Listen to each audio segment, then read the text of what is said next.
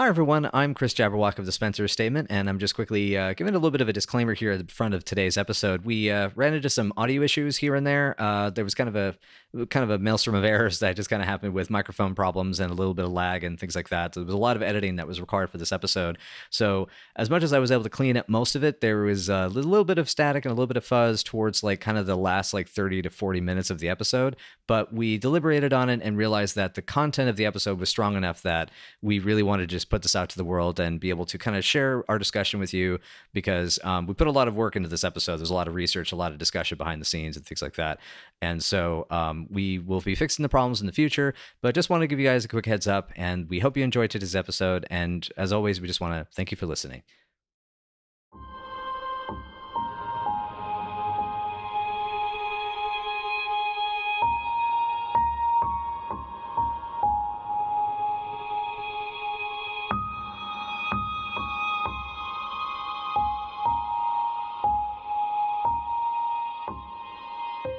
The door to safety is shut because it is time for another episode of the Spencer Estatement, a podcast where my friends and I talk about Resident Evil things. I'm Vanessa, aka vanessasketch, and with me as always is Chris, aka Jabberwocky1986, or Chris Jabberwocky, whichever one. Take your pick. It's versatile. I have to stay versatile. I have to diversify my markets. Your portfolio. And yes, there you go. Go ahead. Hello? Oh, no, I'm good. I'm good. Got cut off there. I got, God damn it, Discord. I'm so done with you two. Okay, well that brings us to Paul, aka Castlerook, or Castlerook Blogs. Hello, and welcome. And technical problems notwithstanding, that is us, and we've got a very packed episode today. This is episode 3. The main topic will be about Resident Evil 7, which just had its 3-year anniversary last month at the end of January.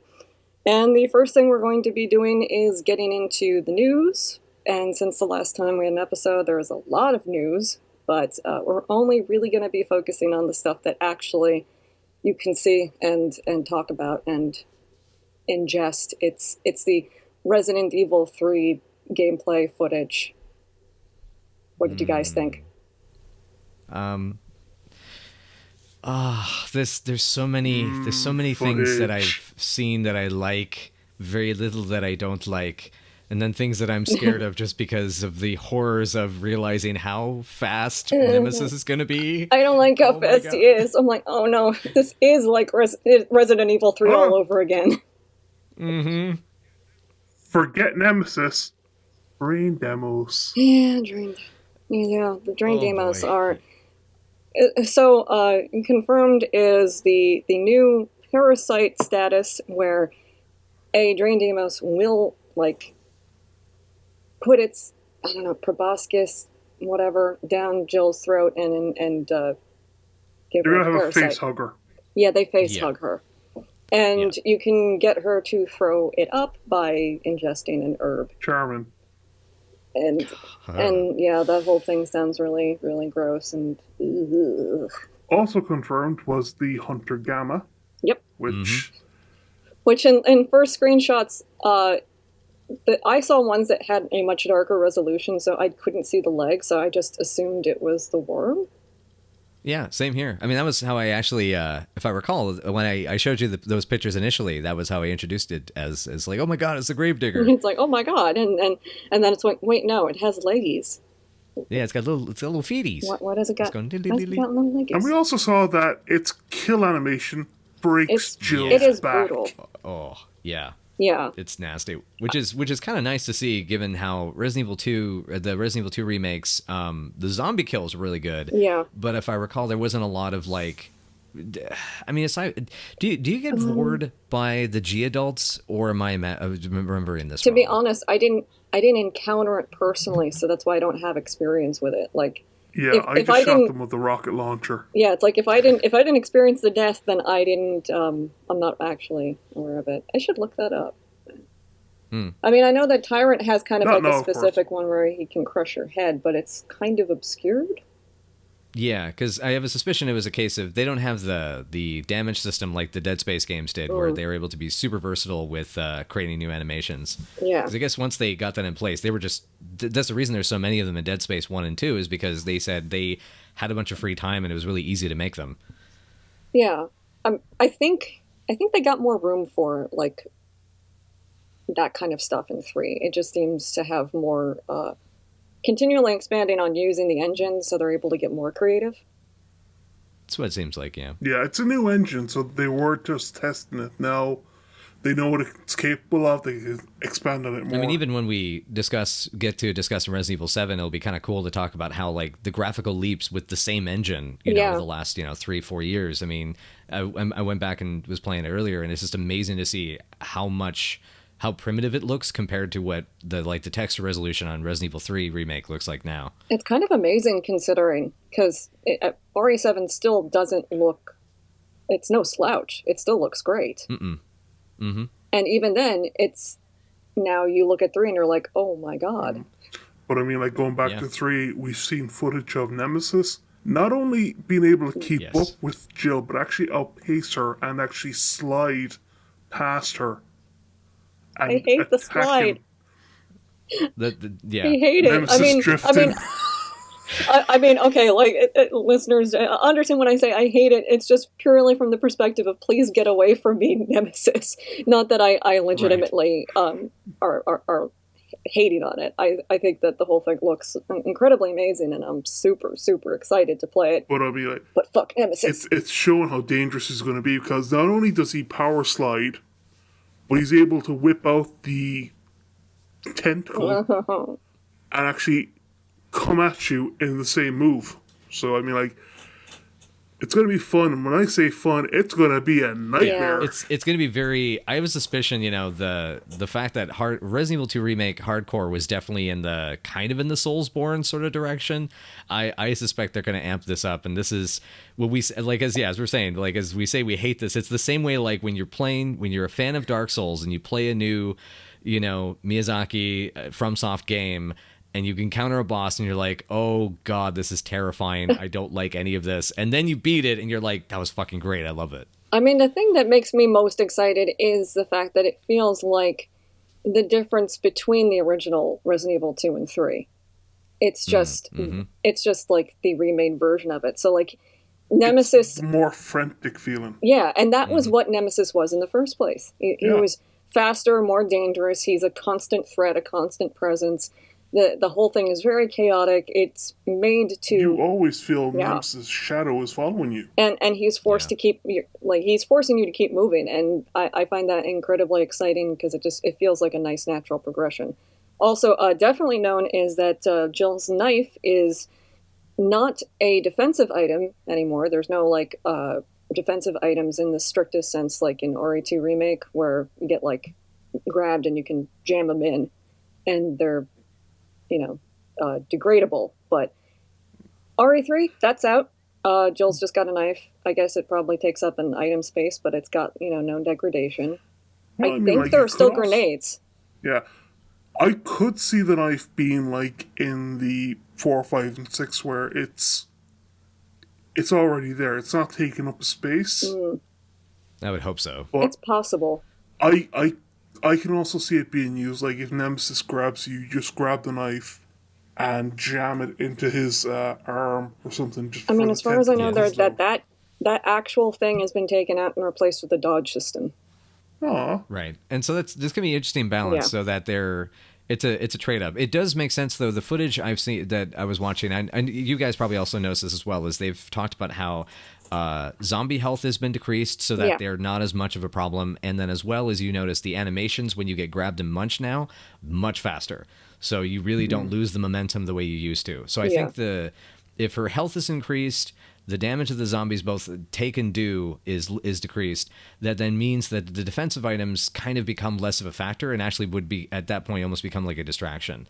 And so it's understandable why they. But I can also see them justifying that as it being just the initial phases of the outbreak. People have recently turned. There's still there's still some healthy organs in them, or still healthy systems. Yeah. That's fine. I mean, guess that's, So I think it's also like a case of there's a lot more of them coming at you, and in RE2, it's much more concentrated. Yeah, but I think kind of like really... with RE2, you can kind of see it as being a case of rigor mortis has set in, the muscles have died. This is just really just you're waiting for the corpse just to rot. I mean, it's cool though. Like, it's cool that you can come up with like a plausible like canon solution to why there's a mechanical difference between them.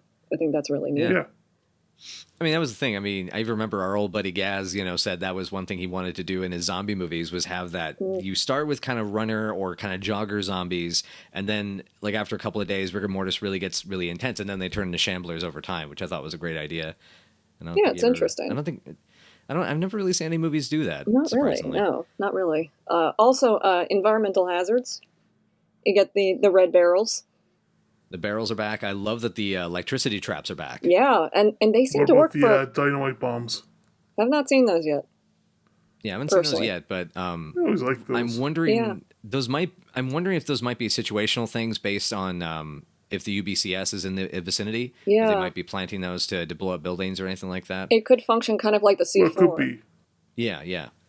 Very localist. I mean, that makes sense because if you want to block off like an entire street or something, blow up a couple of buildings on either side. Yeah, exactly. You create enough debris that fills the street, or creates especially like alleyways, you could close off really easily.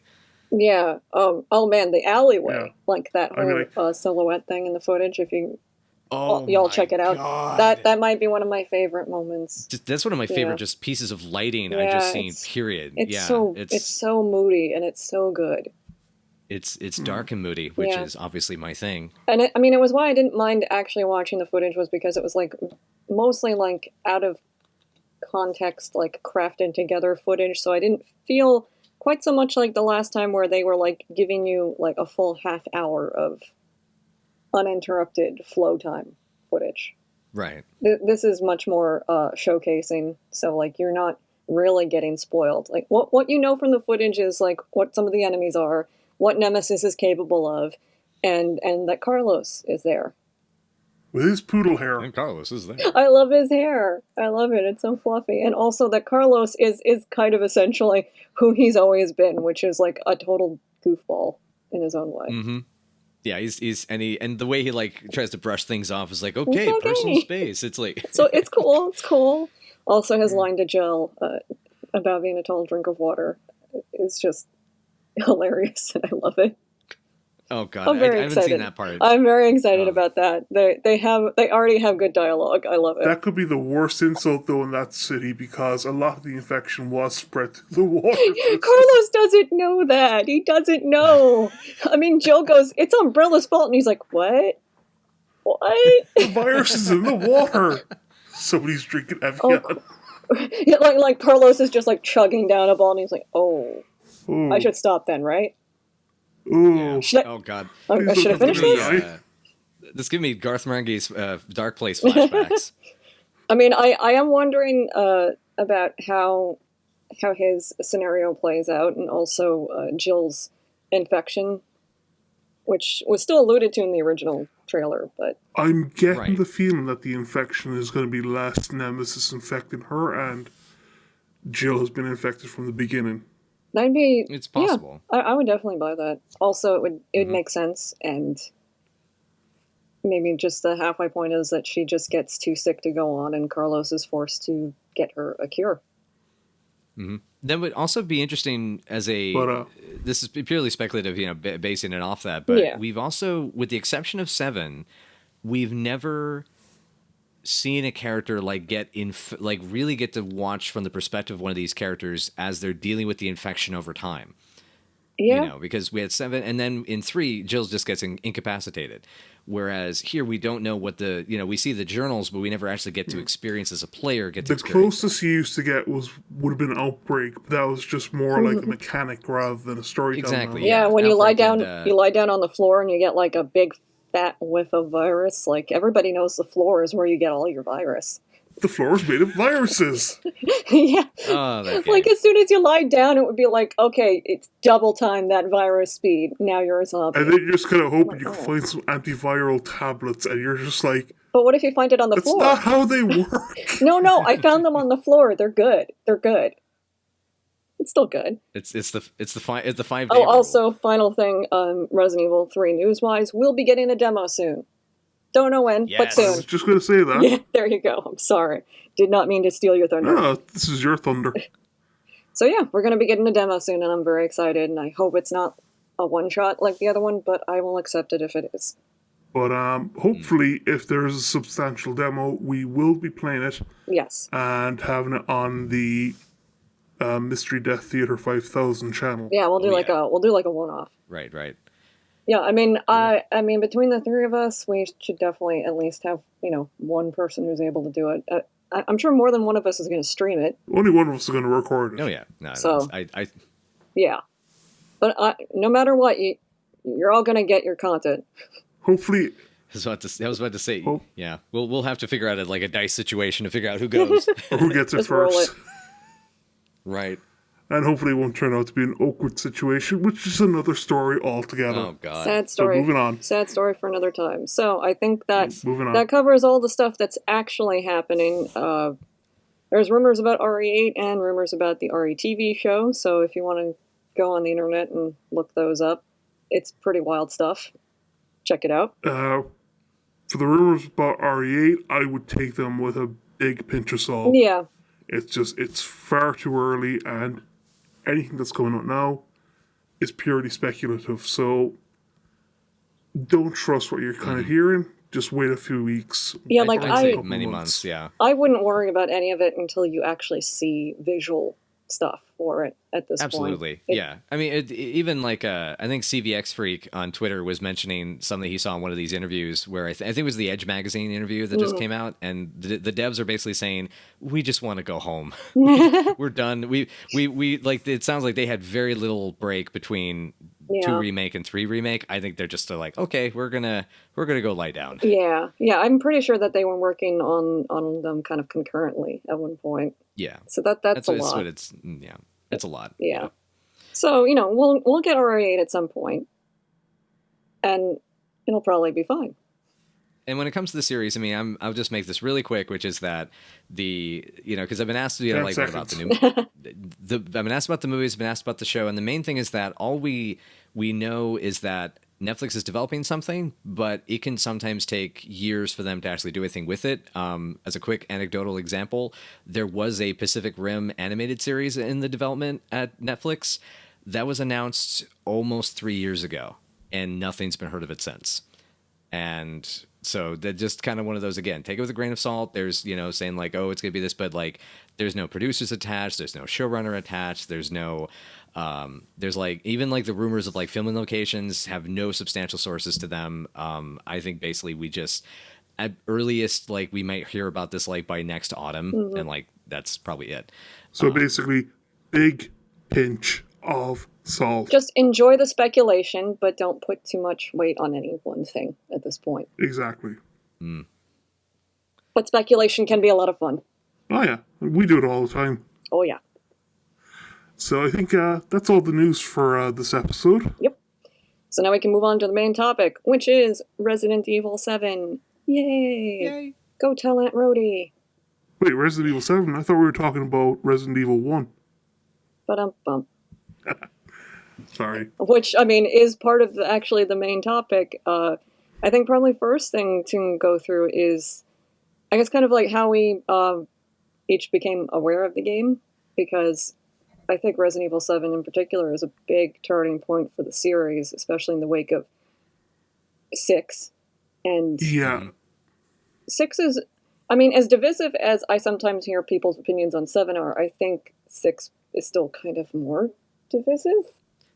6, I think, has layers of controversy because it garnered attention from people even outside of the fandom community for Resident Evil because of the fact that it was considered a financial flop in many respects, But it's still the most successful Resident Evil game in the series. Yes. It's the budget. They spent way too much money, and I guess the marketing, and and if I don't know how expensive game marketing is, but if it's anything like film marketing, it's because expensive. with a film, you double your budget, your production budget, double that, and that's your advertising budget. Nowadays, like if you spend $100 million on a film, you're spending as much on the marketing, and I think it's the same with gaming now, because it could actually even be more, because gaming is now outstripping the film industry. I wouldn't be surprised if that's the case. Yeah, it was such a massive game, but like by the time I played it, I already wasn't like, I hadn't been emotionally invested in the Resident Evil series since I'm gonna say Code Veronica.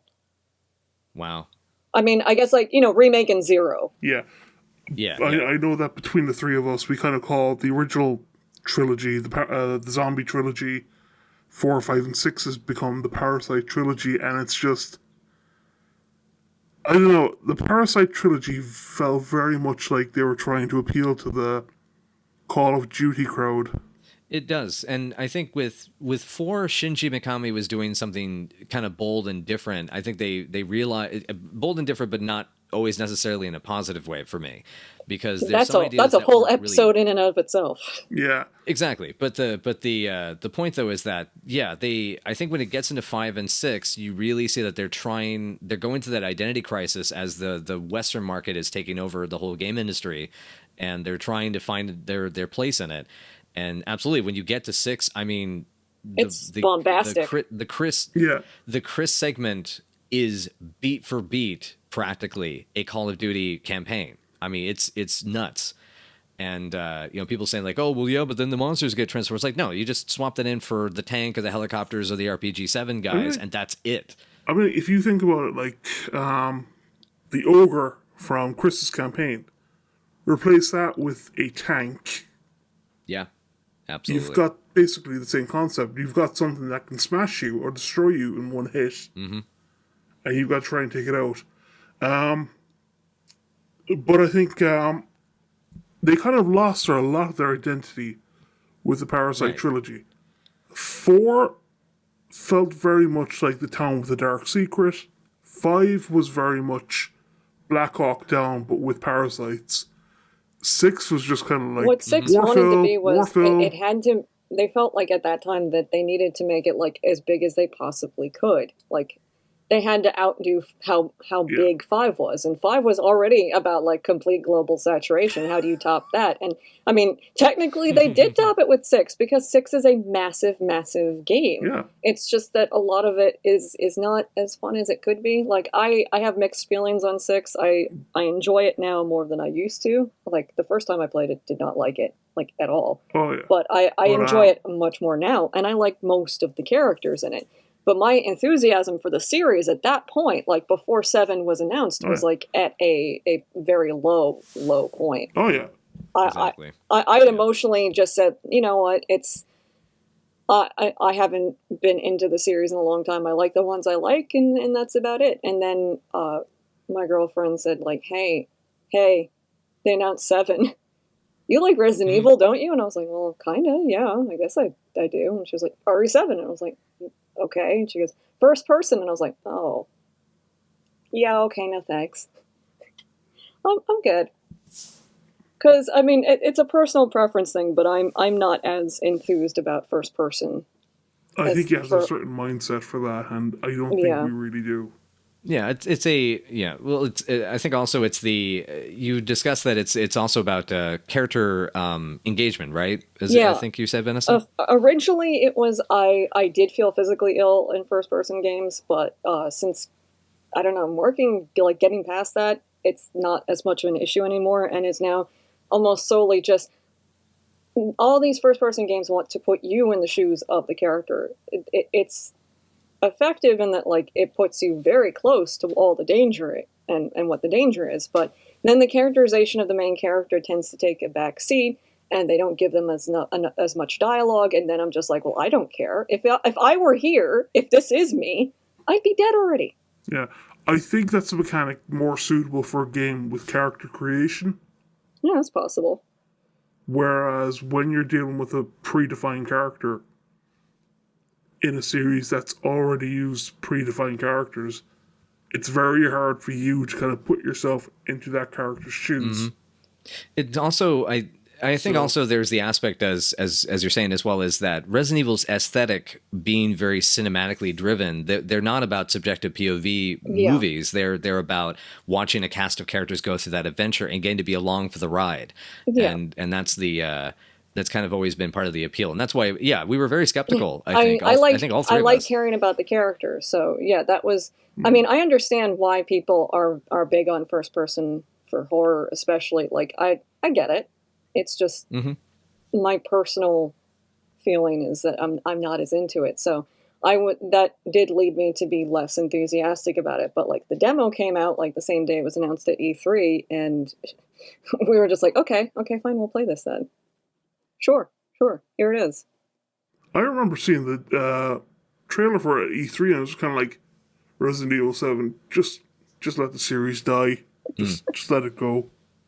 And it was, I think, watching your playthrough of the demo, Vanessa, that kind of made me kind of go, wait a second, this kind of looks interesting. Yeah, and it started looking cool. Like the demo is incredibly unique in that it had 3 separate updates that changed it over the course of like 6 months, more or less, I think. Yeah, that was an amazing marketing strategy, to be honest. I mean, because it kept us coming back, and I mean, oh my God, the dummy finger, you guys. Oh my gosh. But I mean, it worked because you might have played that demo once and kind of gone, okay, Resident Evil 7 looks interesting. I might get it when it comes out. But when you're waiting for the next update to the demo, that's smart marketing because it's keeping you coming back to a demo for a game, and you're going to wonder what's going to happen in the game it itself. Kept shifting things slightly. It kept changing things slightly. Up until the point where, like, finally, I think it was the last update where you were able to put, like, the dummy finger on the hand and, like, finally go through the process of getting the dirty coin, which is a really obtuse fucking thing. Before that, it was mostly just, people were trying to suss out what the dummy finger meant, and they were trying to find all the places where you could see the ghost girl. And people were like, what the hell is this in my Resident Evil ghost girl? What?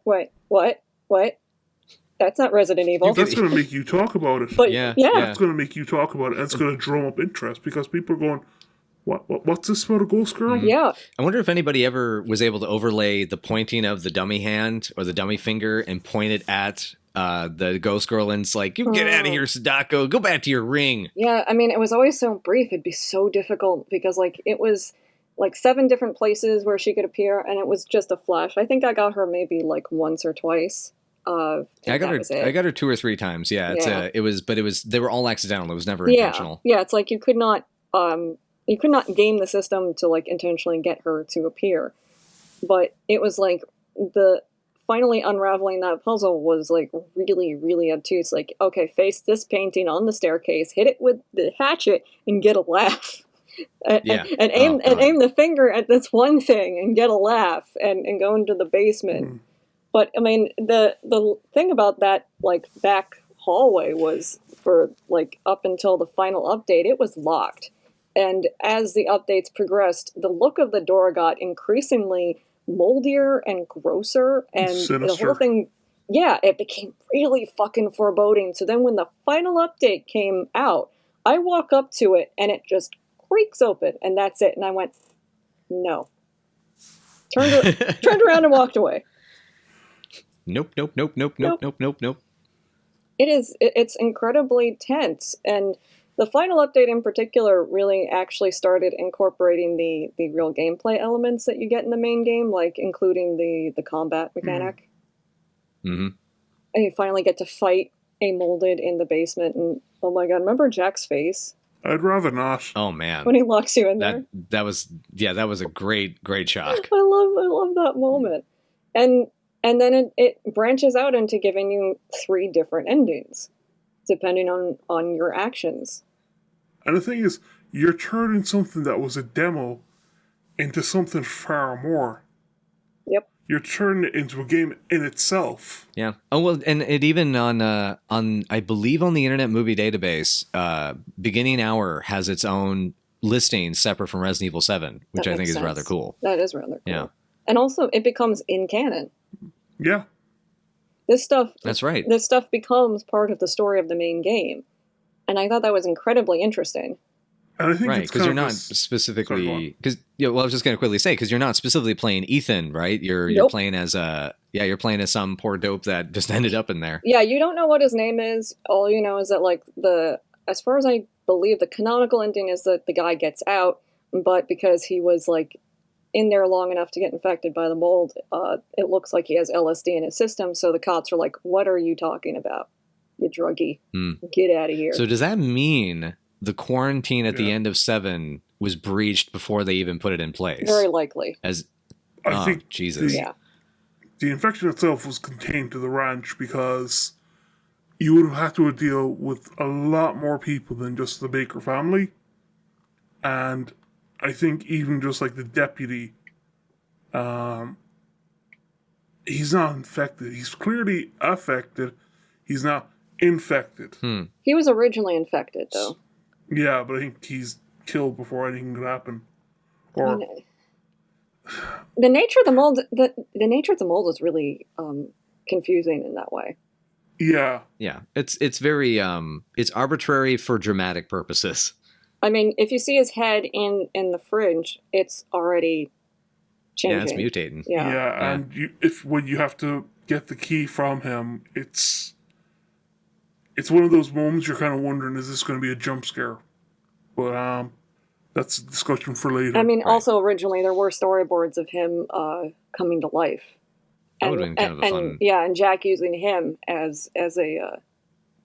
I think the fight in that like slaughterhouse area was possibly just supposed to be against the deputy instead of Jack. I think I understand why they didn't include it, but it would have been kind of fun to have done. To speculate on at least, because that being said, I mean that's one of the really strong parts about Resident Evil 7, and I think finishing up on the beginning hour element is that one of the things that the demo showed is the game was going to have pacing. It was going to be very careful about narratively giving you pieces and you getting to put them together. Yeah. And I think it's mirrored in like the way the boss fights are staged and things like that. Super, super well crafted. And actually, I think that I wanted to touch upon, like, really, really briefly, because I'm not actually allowed to go into, like, super detail about it, but when we were in Japan, I got to try out the, like, Resident Evil 7 haunted house attraction. Oh, nice. And it was extremely faithful. And it operates kind of like a choose-your-own-adventure thing, where, like, you're presented with these different options that, if you've played the game, are very familiar, and you have to choose, like, are you going to answer the phone? Are you going to open this door? Are you going to go down this hallway? And it has multiple endings and different places. Oh, that's so cool. Yeah, you have different. Oh, that's so cool. The whole thing is entirely dependent on your choices, and you can die during the whole thing, and then it's over. Oh, that sucks. Or you can get out and live. Yeah, but the whole thing is still a lot of fun. I mean, we died. We died, and I still enjoyed the hell out of it. It was mostly designed like the guest house in like the way that it looks. So that's kind of like why I was dovetailing onto the demo, because it's very similar and incredibly atmospheric. Sounds it. That's rad. That is so cool. It's rad as fuck. Yeah. Oh god, I want to track down and see now if like there's some video somebody's put up. Of, You're like, not what it allowed. looks like You're not allowed. God, somebody sneak a GoPro into your pocket. It's like, they're like, no, you're not allowed. Please don't tell anybody like the super secret ending. Which is why I'm not telling you like the actual choices that we made, because like Beverly was like reminding me about that. She was like, hey, you know you're not supposed to tell people exactly what happened. And I was like, oh right, yeah, okay. Capcom will never know. So it was scary, and I'm gonna leave it at that. I mean, But spooky. that really does sound like fun. Yeah, it was a lot of fun, and Resident Evil 7 kind of did have a lot more branching out of stuff, like between that and the escape room a little bit. That one was actually like around it was around March of the 2017 when the game came out, so it was like a couple months after its release, and it was still pretty new. But I mean, like, kind of the last thing I'm going to say about beginning hour was that it felt very much like a spiritual successor to the old tech demos for Resident Evil 4. So, the Cloud Monster. Yeah, I remember I So, remember feeling that too. Yeah. You're seeing things in the game in the demo that don't show up in the main game. Like, obviously, Mia's Ghost Girl act. But you're kind of also getting the feeling that you're seeing things that could have been, or things that like they wanted to play with in the main game, kind of realized it's not going to work, but we can still use it in the demo. Yeah. Mm-hmm. Yeah, my understanding from the interviews I've read with the director of the game and the producers and things like that is they really wanted to open up the possibilities of what they could do, and they found that the beginning hour, by making it, they felt that by being as open with it the way that they were intending to be, especially exploring, like, we want to make this scary and we have all these different tools at our disposal to do that. It really I think it prepared us who were following the beginning hour as like, oh, this is where it can go. This is what it can be. And we were, still a little hesitant, but it was also like, I mean, I'm assuming we're going to move right into the game and kind of the first reaction to it, because yep, that's where we're going. But it felt like it has that sense of mystery back. Yeah. Because, I think with 5 and 6, it felt so much like a repeat of what had been done in 4, that 7 was just so much completely clean slating. But 5 and 6 were so much of an action game that they forgot they were a horror game. Yeah, and they talked. The director was very clear, and the producer was clear. Like, the producer who had even worked on 5 and 6 kind of said, we sort of took it as far as we could, and like we would have had to have gone into space. Was what I think one of the things he said. You're not going to go into space. You're not doing it. Oh yeah, no, yeah. But and I mean, that's the big problem with Resident Evil, is that the bigger you make it, the less space you're giving yourself, because Resident Evil takes place in a small mansion, a mansion area. Resident Evil 2 takes place in a town. Resident Evil 4 takes place in a region of countryside, not just a village, but you're talking about an entire region in Spain. Mm-hmm. Resident Evil 5 takes place in a country. Resident Evil 6 takes place in several countries. Over the world. And all over the world. But if 7 had been made the way they wanted to originally, you would have had an entire worldwide event. And Resident Evil is a series that doesn't work. It just becomes like a big, stupid, dumb comic book at that point. And I love big, dumb, stupid comic books when that's what they were kind of always intended to be. But it's like, yeah, as we're saying, it's like an identity crisis situation. It just kind of loses its punch when it gets spread out that big and that thin. I mean, you notice, like, as we talk a lot about Lovecraftian horror, and one of the things that you do notice rather fascinatingly is that the concept of discovering Lovecraftian horror is a lot more interesting than living in a post-Cthulhu Awakens dystopia. Well, they certainly don't cover that. Well, that's because both people are dead at that stage. But I mean, like, that is the beautiful thing about Beginning Hour, and by extension, Resident Evil 7, is that it goes from the world to a very small corner of it. Yeah. Mm-hmm. In doing so, it condenses the horror to make it even more scary. I mean, yeah, Beginning Hour was genuinely a terrifying experience for me, and I was just watching people play it. Yeah, no, right. it was very intense, and it still actually packed a lot of intensity, also because of how much it pared down, like, what the enemies are. It's just the one molded in the basement, and there are consequences. if he hits you, yeah, that's a consequence. It's a big old consequence. I mean, but they do give you the tools to defeat him, but you have to be good. You have to be smart, and you have to know what you're doing.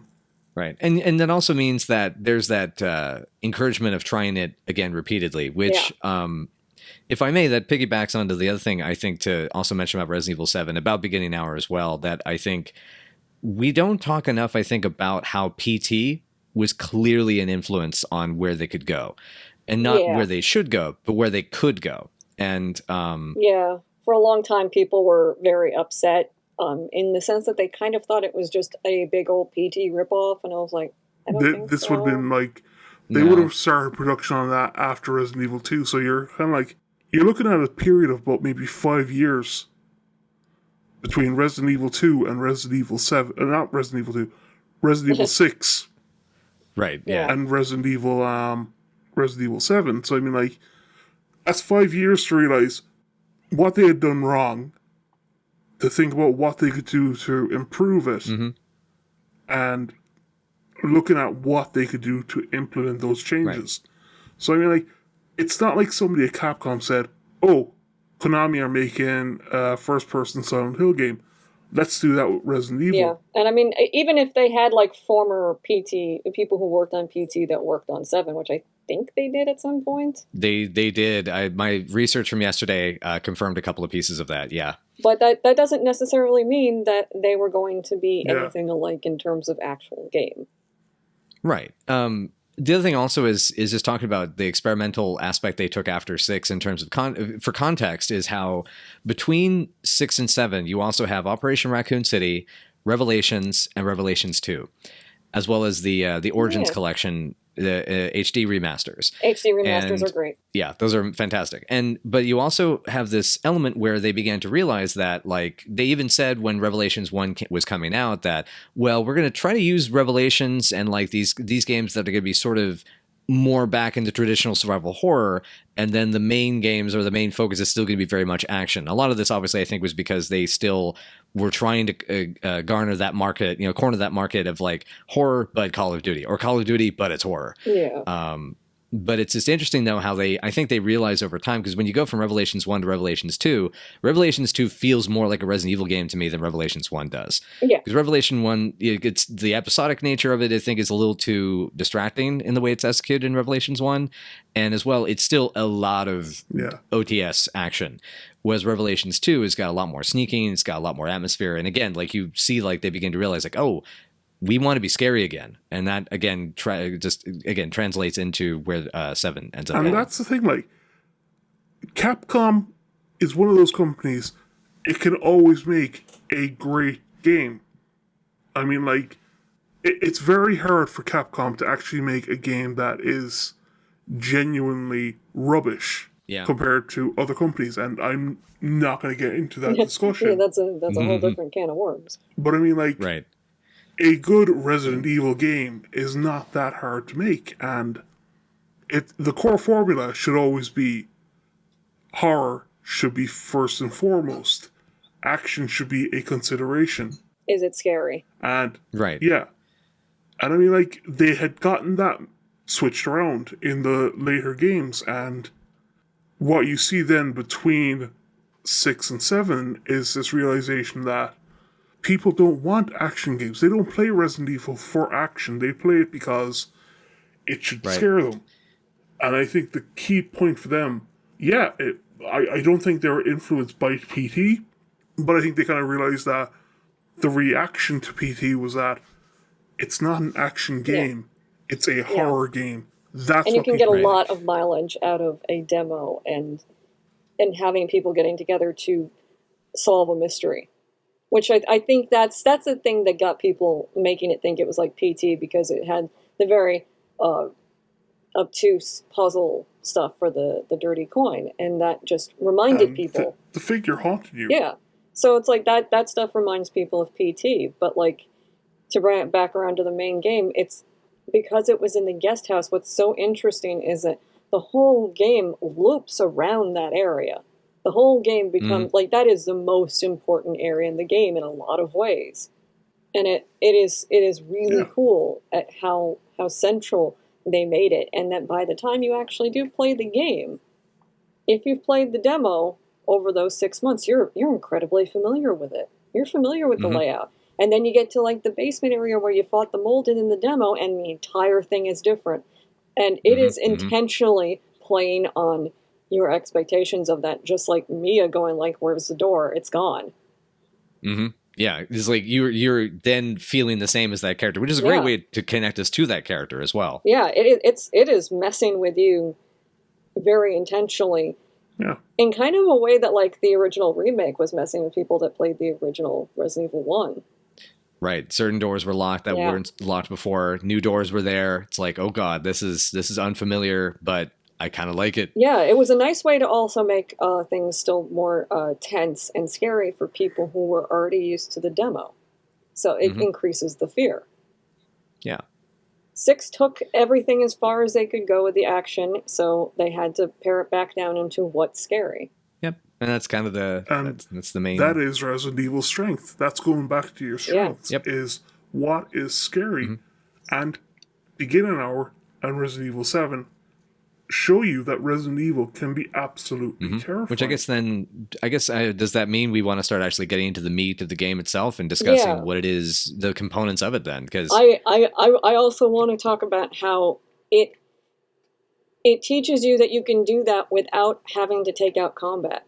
Yes. Combat is there. Yes. Combat is like you get very proficient with it as you go along, which is why you graduate onto Madhouse eventually afterwards by repetition and getting better. But it's Resident Evil works really well when it starts you out at a certain level of helplessness and then allows you the tools to survive, which again, survival horror. It really ends up being distilled into that as a thing. And as you continue, you get the obstacles get tougher, the obstacles get more intense and harried, but you also respond in kind. I mean, the great thing about Resident Evil is that at the very beginning, you will be the victim. But as soon as you're able to get your hands on a weapon, the game says to you, are you going to continue being a victim, or are you going to fight back? And that is what you do progressively throughout every Resident Evil game. You start off as the victim, and then you get up and you start fighting back. And that is the beauty of still this horrifying. series. Yeah. Yeah, because it also by scaling the combat with your abilities. I mean, this is one of the things I've loved about learning more about game design is how that is part of the power fantasy. That by there's always whatever new ability you get, it makes you better, it makes you stronger, but that the enemies in turn then escalate up to the final boss, and that means that it doesn't. They were really good, and I think Resident Evil 7 is one of the best in terms of it never really plateaus at any point because they always find some new way to add some new elements, like if it's the traps or it's the different types of molded that you encounter, the boss fights, and a big example.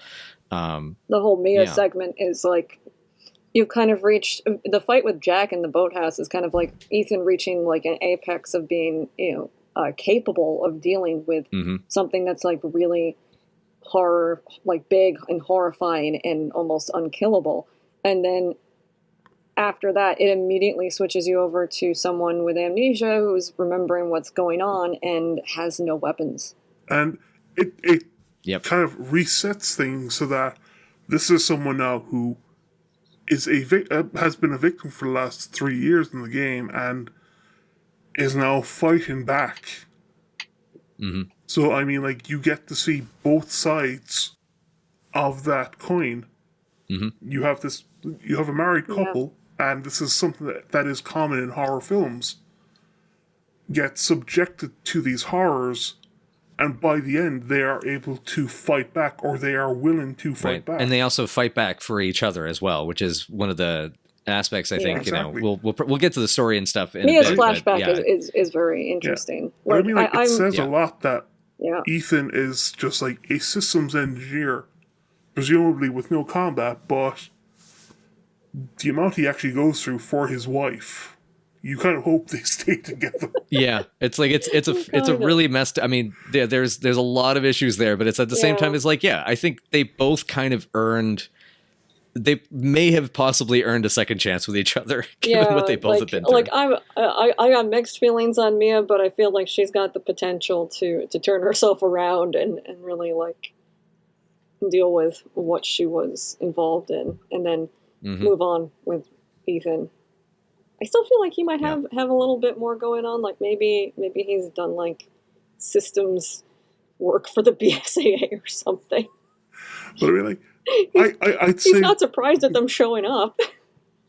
But I kind of see it as I think Ethan's from Texas, isn't he? And Mia definitely Mia definitely Yeah. is. Right. But Well- we don't know about Ethan.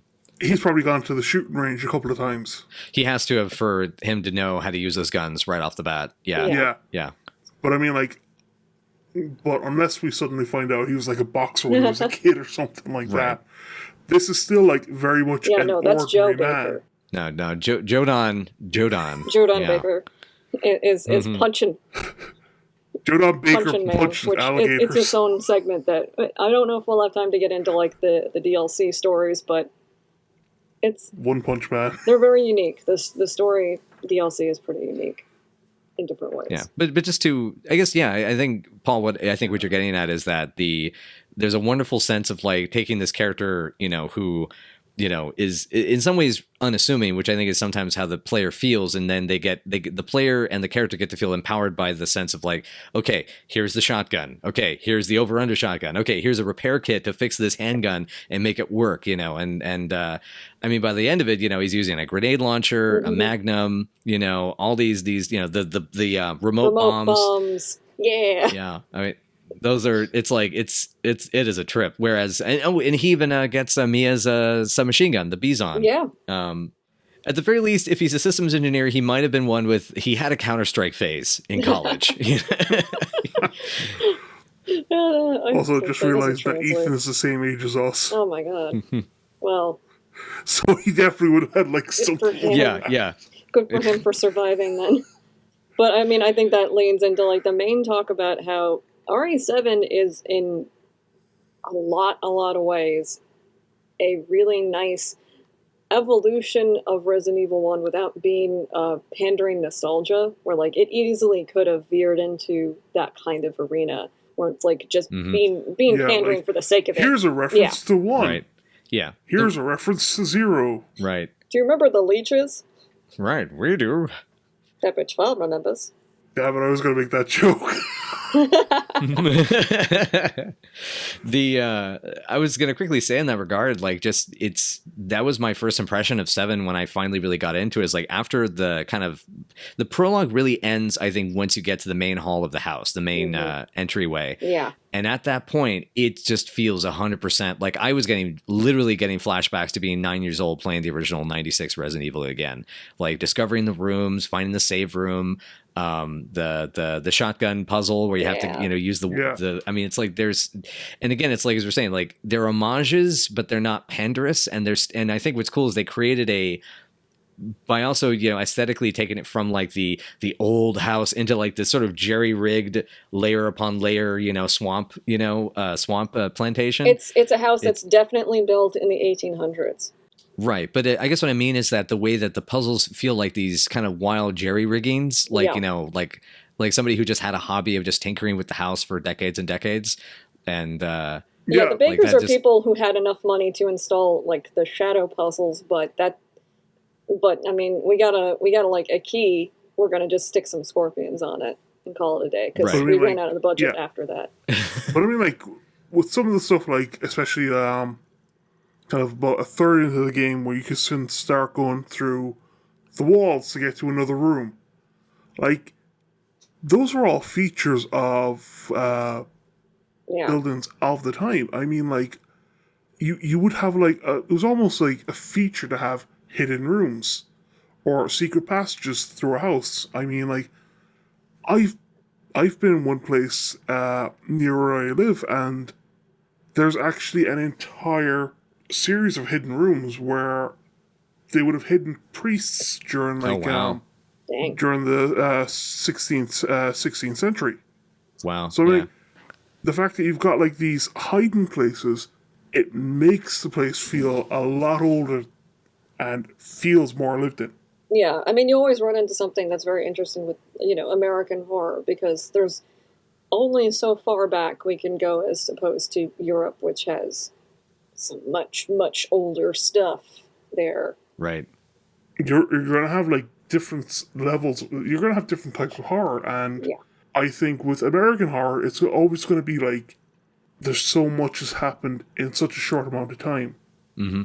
Yeah, everything's kind of compressed. It's a compression of time. Yeah, a lot of events. And I mean, personally, I live in a house that was built around the same time as the Baker estate, and I mean, I've told you both about this like multiple times, but like it's so intensely familiar, even though we're in like different parts of the country. Just like the way it's constructed and the feeling of it is incredibly familiar, and actually in that way, like, it kind of makes it more scary because it's taking the familiar and really twisting it and making it And you know what?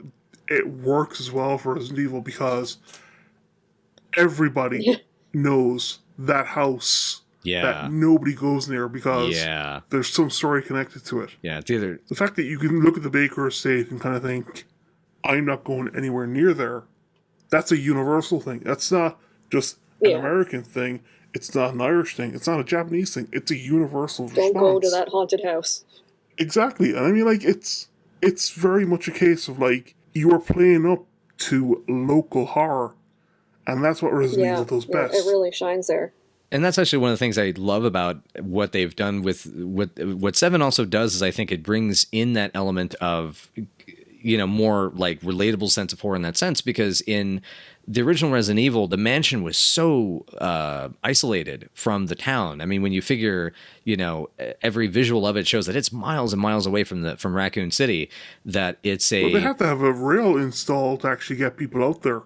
Basically, yeah. Good old Ecliptic Express. And so that's kind of that's sort of that sense of like, you get to, not only is that house there, you know, I should say the Baker house is not only just there, you can understand like these people like go into town for supplies. Like they have a shopping list, and these are people that you would at some point know. And it's like, oh yeah, that's that guy Lucas. He's kind of a weird one. Like something happened when he was a kid, you know? Yeah, nobody likes him. And I mean, like every person, no matter where you live, there's always that story.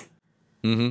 I mean, like, that weirdo family. I mean, I can look out the window and see like the remains of a house, and remember being a kid being told that's where all the murders took place, and they burned down the house. No, there were no murders. The house didn't burn down; it just fell apart. But the legend still maintained. Yeah. And I mean, like, you can imagine that 50, 70 years later, after the game, you're going to have people whispering in hushed tones, that's where the Bakers used to live. They murdered a lot of people. And then there was that big goo thing that came out of their guest house. Now, don't talk about their grandma like that. Grandma? Yeah. I didn't know they had one. Yeah, she moved in after that big storm. Right. That wasn't a good grandma, let me tell you. But, I mean, back on topic, to be fair, it's not that RE7 doesn't intentionally refer to the other games, because it definitely does. There's the Arklay Mountain photograph from like them going to the early 90s.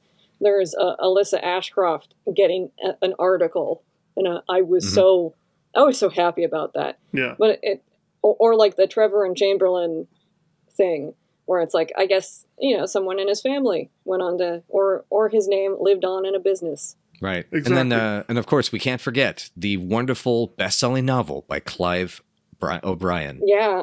Yeah, The Unveiled Abyss by Clive R. O'Brien. At the end of the day, they are references, but they're never like kind of like, notice this. If you've played the games. Yeah, they're not trying to really specifically make you go like, oh, Resident Evil, oh, I remember that. It's just like, hey, it's neat. But yeah, exactly. If you've played the games and you see something like Clive O'Brien or Alyssa Ashcroft, you're kind of going, oh, that's cool. That's a nice little nod. They're nods. They're not like big flashing references. Or the one with HCF, which was like, just was the most shocking reference. Because I was just like, what? The HCF one was cool. I like that just because of the fact that it's so obscure. Exactly. Yeah. Because I mean, you had to have played, not just play Code Veronica, but also have played as Wesker in Code Veronica and seen his little emblem when you go to his item screen. Because I think that was the only time in the game HCF is even referenced. Yeah, it's impressive. Yeah. HCF, Wesker's No Chris's Club.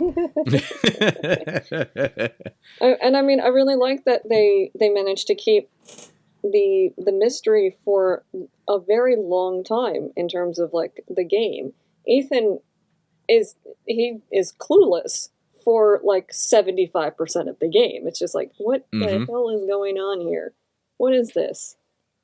Honestly, the 25% where he actually figures it out, he's unconscious. That's right. Yeah, because the player is finding it out more than Ethan. Yeah, he is. Yeah, and like Mia has to tell it to him. But I mean, like, this is the perfect kind of horror game in that there is a mystery. It's horrifying. You need to uncover it and find out what's going on. And Resident Evil 7 does that very well. Mm-hmm. Yeah, and it's like one all over again, but a new version of it. It's one of the things that I was just going to quickly, just I guess posit this question and speculation is because I was bringing this up to you guys earlier about how the reportedly one of the narrative directors on this game was Richard Piercy, who was is the first non-Japanese developer to work as a narrative and scenario planner for the Resident Evil franchise, but also was one of the main writers on Spec Ops: The Line. And with that experience of like kind of more Western style development and kind of drama and writing and experience, I'm curious from the mystery perspective and some of the dramatics how involved he was with that, or if it was that they were very, very carefully, the whole team, the director and everybody was trying to kind of come to those decisions about when things would be revealed and how would they be revealed. Yeah. I mean, it seemed like they were approaching the development of it as the story was secondary to the experience of making it scary. Right. So it was like, we're going to make it scary. As long as we make it scary, then we'll be able to fit it into a plot. Right. Which is, it's interesting. I think at the same time, like, that is a way to do it, to make the game scary and then fit the plot around it, but at the same time then you're trying to fit the plot, and it could end up being a situation where you've got a square block trying to fit into a rectangular hole. Yeah. Right. No, it could have easily gone badly, but it just seemed to be one of those times where that kind of idea worked out for them. Yeah. Yeah. I think kind of feels more like they were kind of trying to keep it neck and neck so they'd work on the story, then the horror part just to kind of outpace a little bit, then bring up the story, the horror, the story, the horror, the horror. Yeah, I mean some of this was just based off of the art book and the translation stuff that was in that. They're talking about how much they focused on the horror. Mm-hmm.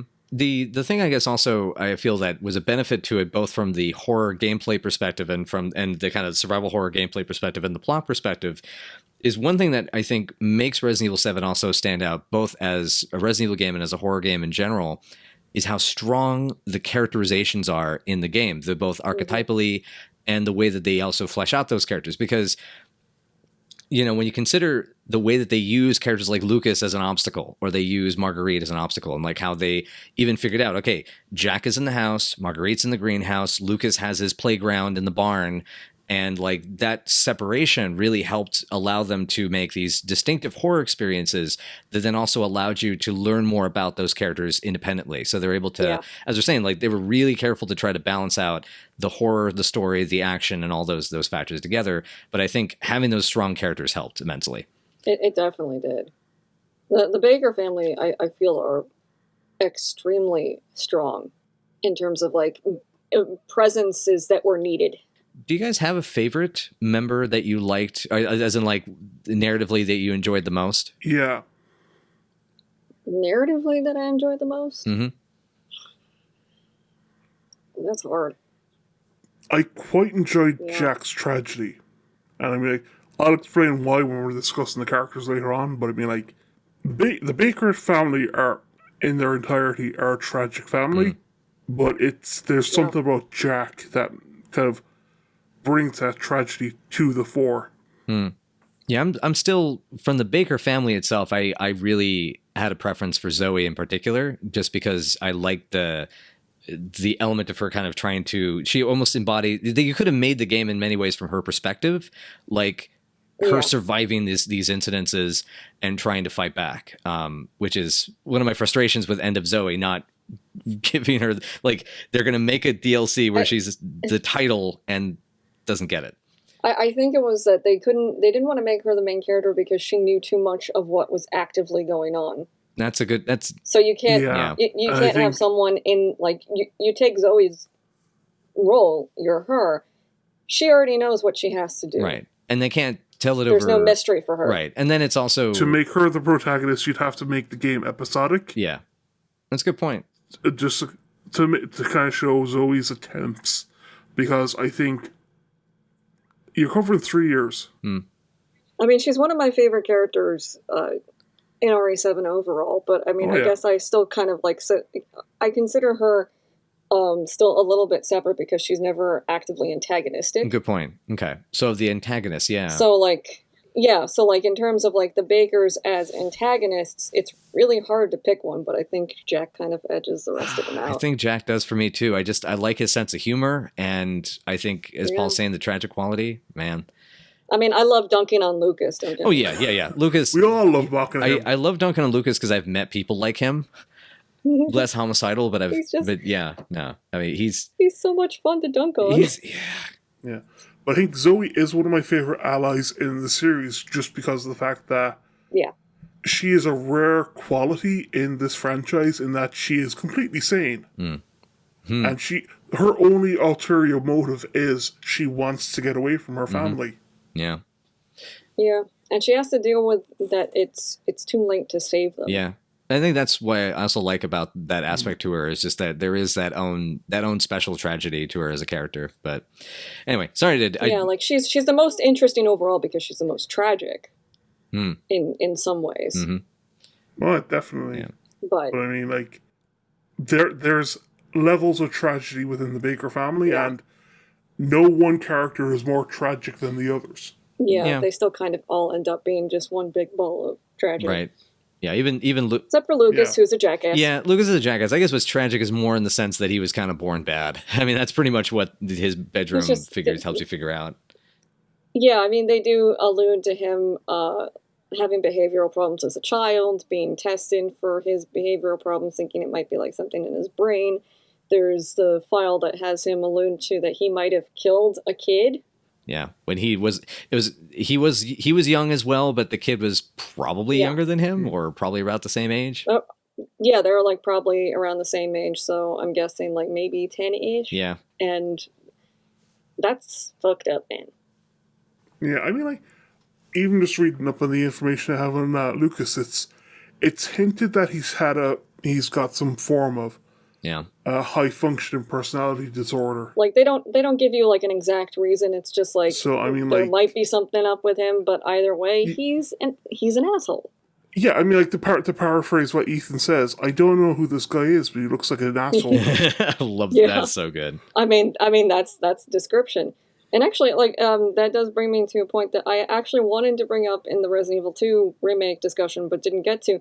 Sorry. RE7 actually has that ability to pick up certain items and inspect them and get Ethan to comment on them. And it's really surprising that isn't in 2 and probably isn't in like remake 3.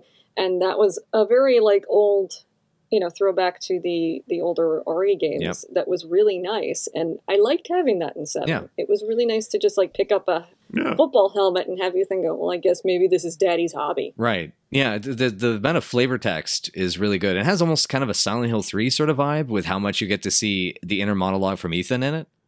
Yeah, it does give him a bit more character that you wouldn't otherwise get because he's a first-person view character. I do think that they pared down a lot of his dialogue. Mm-hmm. Yeah, I kind of imagine that is the reason, because you're going to have Leon or Claire looking at an item. You already know what their character is. They've shown it repeatedly throughout the game as you're playing it. Whereas with Ethan, because all you see is a hand or some very limited text. And shoes, don't forget the shoes. Yes, and the shoes. He does have shoes. Like, you don't get much of Ethan, so you need something. Even if it's just some sarcastic comments as he looks at an item. I do like the vein of sarcasm he has running through him. I find that very charming.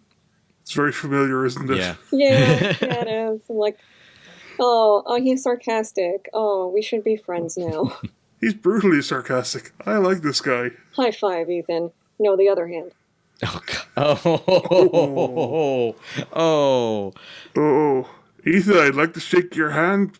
Hang on, let me just get back to you. Let's just pick it up off the floor. I think that might. I think we can dovetail into the main thing about how RE7 and RE1 structurally parallel each other in many, many ways. Many, many ways. I think we'll start off the most blatantly obvious is that the layout of the Baker estate is very similar to the layout of the Arklay Mansion, to the point where, as you were saying during the week, Chris, like, you could find save rooms and kind of realize they're very similarly placed as they were in the original. Yeah. And the remake. Yep, they're even both on the first floor, and they're both on the either wing, and they're kind of they're even zoned practically, not similar-ish. Yeah, because I think in Resident Evil 1, just a real quick pedantic detail, but it's like I think there's more like a circle around the safe room, whereas in Resident Evil 7, they're actually like on the end caps basically of the house. Yeah, I think that makes sense. Yeah, but yeah, the layout of the house is really similar. The aspect, even like, and especially not even just, I think, just the original RE1, but also the remake, Resident Evil 1 remake as well. Yeah. So like the way that like they have certain passages and things like that. But it's, yeah. And I mean, they even, as we were saying, like the whole game scenario flow of like, you do a bit in the house, you leave, you go across the courtyard or the garden to the greenhouse or the guardhouse in the original Resident Evil 1. You get another key from there, you double back, and then go back into the house to finish off the last few rooms, and then you continue forward from there, which is just, it's a wonderful... you leave the main area, you go to the secondary area, you do a bit there, you come back, and as you're coming back to the main area, a new enemy is introduced. Oh, that's right. Yeah, that's right. The crawlers. Yeah, so I mean, the four-legged molded don't show up until you go. You return to the basement. That's right. So like, originally you had the hunters. Now you have the crawlers. Right. Who are thankfully a lot less annoying. Yeah, they kind of function a lot like less dangerous lickers. Yeah. Less. Yeah. The research I did kind of said that. The crawlers sacrifice muscle and durability for their ability to move fast. So I mean, like, true. You can take one out with one good shot. Right. In Nightmare and Ethan Must Die, those guys are assholes. But in the main game, they're a piece of cake. Yeah, I mean, they're still very dangerous, and until you learn really how to effectively deal with them, like my first playthrough, they were way more annoying than on subsequent ones. Because when you first encounter them, you're still not really used to exactly how to deal with them, and if you don't hit them directly in the head, then you have a problem. Right. They're much more durable if you don't make that headshot. That's a good point. Yeah, and the exactly right, because there's you have to get familiar with their animations. Yeah, but also, I mean, for those of you listening, if you get the circular saw, just aim it at their head, and they're done immediately. Well, who would have thought damage to the head would kill something fast? I mean, really? Yeah. I mean, you learn something new every day. But also what I thought was extremely interesting was that, like, the Lucas segment and his testing area and all of his traps kind of end up echoing the underground in the original. Yeah. And how that was the area with environment traps. Right. Yeah, because, I mean, like, in the original, in order to progress, you have to get a crank to turn a chamber in the underground. Yeah. And in doing so, you set off this boulder to follow you if you don't move fast. And you get something very similar with that in 7. When you try to open the door, you get a pendulum swing coming at you. Yeah. Yeah. How many times did you guys die to that? Once. Okay, I died twice. None. I had it the first time because I didn't check to the side, so I just was like, I entered the code and just was like, and Lucas is like, tick tock, and I was like, well, okay, asshole, what are you talking about? And I was like, oh, okay. Lucas, I don't care if you like quiche splat. Oh, dang it. Dang it. Dang it. I knew it. You stole. I was going to do that joke about TikToks. Dang it. Oh, God. I after that, the second time, like I reloaded and I looked, and we both saw it in the corner, and so my girlfriend's like, yeah, so maybe you should back up after you put in the code, and I was like, yeah, I think you're right. yeah, I think you called it. I'm just gonna tap in the code with this stick from way over here. Yeah. I mean, also, I do think that it mixes it up by allowing you the VHS tapes to get you an idea of what's expected of you later on. Yeah, I mean, like the birthday party tape really kind of saves your life. Yeah, and even the one with Mia in the old house, which actually that was the footage that turned me around on Resident Evil 7 in the first place, which I didn't actually get to mention earlier, but that was, I saw some people playing that in the run up to the game. It was the Mia video, and all of a sudden I was like, I don't know why, but I'm about this now. Right. Yeah, that was one of the turning points for me too. Yeah, but anyway, sorry, you probably had something to say about the tape, and it's But that, like, that pre-frames, if you play that before when you actually get the video, it pre-frames you for the layout of the next major area, and it gets you like kind of familiar with it, but not enough to like know what to expect when you get there. It feels very similar to like in a horror film or something like that, where the person's trapped and they see one of the previous victims and they've kind of scrawled in something in the wall, and just using that information saves their life. So I mean, like the fact that people have died here, their deaths aren't going to be in vain because how they've died is going to help you survive. Right. Yeah, I mean it's super interesting.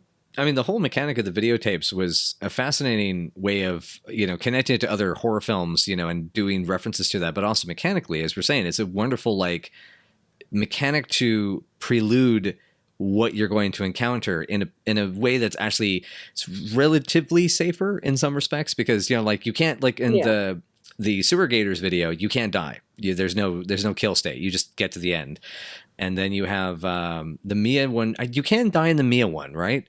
You can. Okay. Yeah, it's if she catches you, you have to restart. Gotcha. But the but as you're saying, it gives you the layout. Birthday party, similar thing. It's yeah. And birthday party gives you a very concrete, tangible benefit to doing it. Exactly.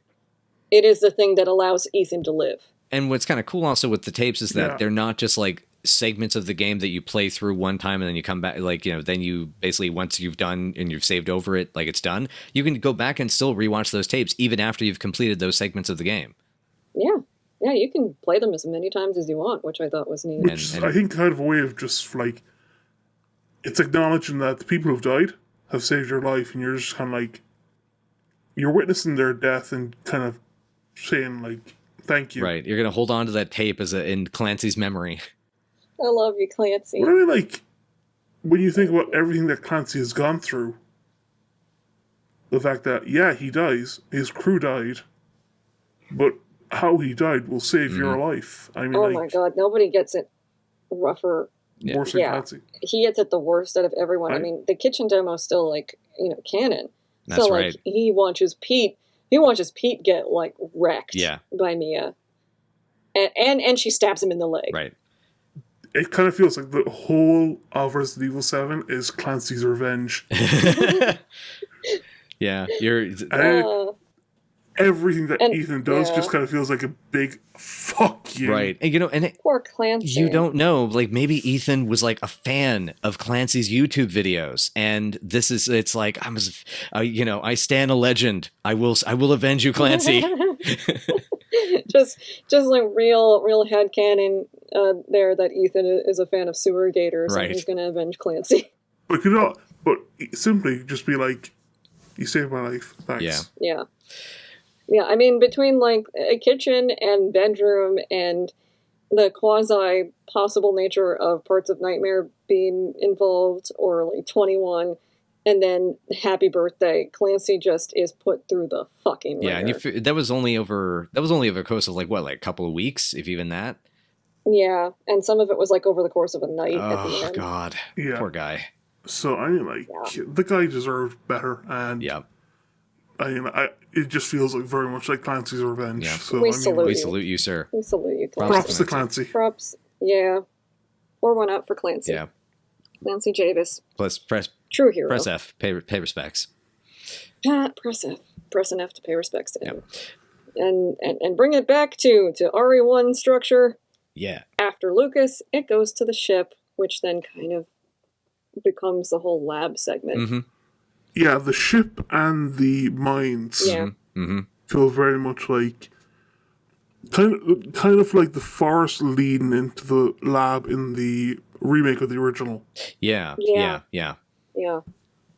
Yeah, where you get, like, you come up through The cabin. the cabin. Yeah. And the whole, like, cabin with Lisa, and then back into the underground in the mansion. Right. Oh, God, I love that so much. I got a separate issue on that one because OSHA compliance. I mean, But I mean, like, but again, going back to the similarities between 1 and 7, you've got an indestructible enemy who will follow you Mm-hmm. Mm-hmm. Yeah. in Lisa and Jack. Yep. And that was kind of cool is that in End of Zoe, it confirms that Jack has a particular regenerative ability genetically that is reacting to the chemicals of it, the mold that kind of similar to how Lisa, I mean, her parents didn't react the same way, but she did, and that's what made her into this indestructible, virus factory. They both have Three Stooges syndrome. whoop, whoop, whoop, whoop, whoop. I do think Move it, Count ahead. it's incredibly fascinating how the molded kind of just changes each of them in very different ways, and it brings out different aspects of them. I mean, like, you have Jack becomes the implacable man, Marguerite becomes Bug Lady in a diaper. Bug diaper. Diaper made of bugs. But, like, Zoe then is kind of like, I wouldn't say she'd be passive, but kind of like very closed in on herself. And that might be more due to what's happened to her rather than Right. the infection. It's less advanced for her than it is for the rest of them. Right. That's whatever something happened with her that seemed to I mean, because Daughters kind of shows that it wasn't. I mean, obviously, it took her the longest to get caught and infected. Yeah. But the as well, like she was able to. I think I can't remember if it's like Mia has the message about like how she can block it out or something. There was No. The Mia message is about how to make the serum. make the serum. Excuse me. That's right. Yeah, that's but, right. That's right. There's also another Mia message, just like, keep the hell away from the girl. Right. Yeah. Right. So I think that's more how Zoe has been able to keep herself really, Yeah. is just keeping herself confined and away from the family. Right. She's Yeah, like isolated they herself. do make it out that she avoids them as much as possible for the next 3 years. So it's like she's infected, but she actively spends her nights hiding from them. Man, that's gonna make Thanksgiving even more interesting than usual. Yeah, it's a bad Thanksgiving. Holidays are rough. Well, we've all seen how dinner goes in that family, so I think it's kind of That's a blessing for Zoe. Oh man, not again. But Mom, I told you I'm not a cannibal. Oh, Ate it. the so back on also just suddenly reminded I was thinking about the Resident Evil 1 homages and I guess referential content, but the Yeah. getting the kill the big bad monster at the end weapon drop from a helicopter, Yes. that I was Use it. I was grinning so hard at that. It's like it was this culmination of like, this is the best Resident Evil game in years. Like, oh boy, this is Resident Evil again. But just like the fact of its name Yeah, is just beautiful. Yeah, that- the the fact that you've Albert. got like just the fact that you've got a weapon called the Albert specifically designed to kill monsters just feels like the ultimate fuck you to Albert Wesker. It does. Yep. It really feels like them trying to say, like, yeah, fuck you, Wesker. That just kind of feels like Chris going into the BSAA and just saying like, okay, I want you to design a weapon for me. Okay, Captain Redfield, what do you want? Big fucking handgun. Kills monsters. Just Call it Albert. Okay? Just do it. Just do it. If it's an acronym for something, I hope it's something really good and goofy and convoluted. Kind of like the AMG, what is it, the Assault Multi-Purpose Gauntlets or something like that? Or the automatic multi-purpose gauntlet. I just saw a clip of that today. Oh, Why yeah. can't I remember the name? But the AMG 01s. Right. But Although yeah, it kind of feels more like Chris just says to Barry, I want a gun. Yeah. And they just go to Kendo's brother. that is Johnny. Yeah. Well, it was Robert and So I've shit. What was the other? I'm other pretty guy's name? sure the name is John Kendo. The other one's John. I'm Okay. pretty sure. Okay. Yeah. Um, Yeah. That feels right. yeah, that feels right. I don't remember I'll research that later and correct myself for next episode. But I guess now that I think that we can actually just shift into talking about the characters specifically. Yeah, so it's just quickly, it's Robert and Joseph Kendo. It's Joseph. Okay, thank you. Joseph. Thank you. Yeah. Thank you. Okay. Thank you. Nice. It was definitely a J though. I was close. I had a little bit of close. Yeah. Close enough. Okay. So let's talk about the characters now. Let's talk about Ethan. Yes. So Ethan is... The thing is, I feel very much that Resident Evil 7 is kind of like an homage to the kind of mutant slasher killer families movies from the 70s and the 80s. So, I mean, like, kind of even just thinking about it today, Ethan feels very much like the son-in-law in the original The Hills of Ice. Mm-hmm. You know, that very quiet character, doesn't seem like much, but when push comes to shove, he will actually tear through things. He does what he has to. Yeah, and I mean, like, he will do whatever he has to for the ones he loves. And I mean, like, the fact that Mia has been missing for 3 years. Now, granted, she hasn't been declared dead yet, because I think under the law, you have to be missing 7 years. But I mean, like, Okay. the fact that, yeah, so I mean, like, the fact that he gets a message from her after 3 years, it's not a case of, I have to contact the cops. He actually drives out there. Yeah, he just drops everything and goes. And I mean, like, this is someone who, it's quite patently obvious that he loves his wife. Yeah. He misses her. So the fact that he gets a message and goes straight out there, that is very indicative of who he is. Mm-hmm. And I mean, like, the fact that... I mean, he also suspected that Mia was lying to him. Yeah, I mean, and the fact that he's a systems engineer. Systems engineers aren't stupid people. They got a lot of technical know-how, and from my expert opinion on this, from my girlfriend going, no, that's just what we're like. We're just like, yep, no, we're not fazed by this. Okay, we're just going to be sarcastic. Just, okay, this is what we're doing now, and move on. Well, I mean, like, a systems engineer, for those who don't know, it's somebody who helps create a manufacturing system. So, I mean, like, the most prominent example I can think of is car manufacture. So they will set up the systems that go into making a car and look for the places where a fault will happen. Not might happen, will happen, and look for solutions. So, I mean, like, that's planning ahead. That's understanding what's going on.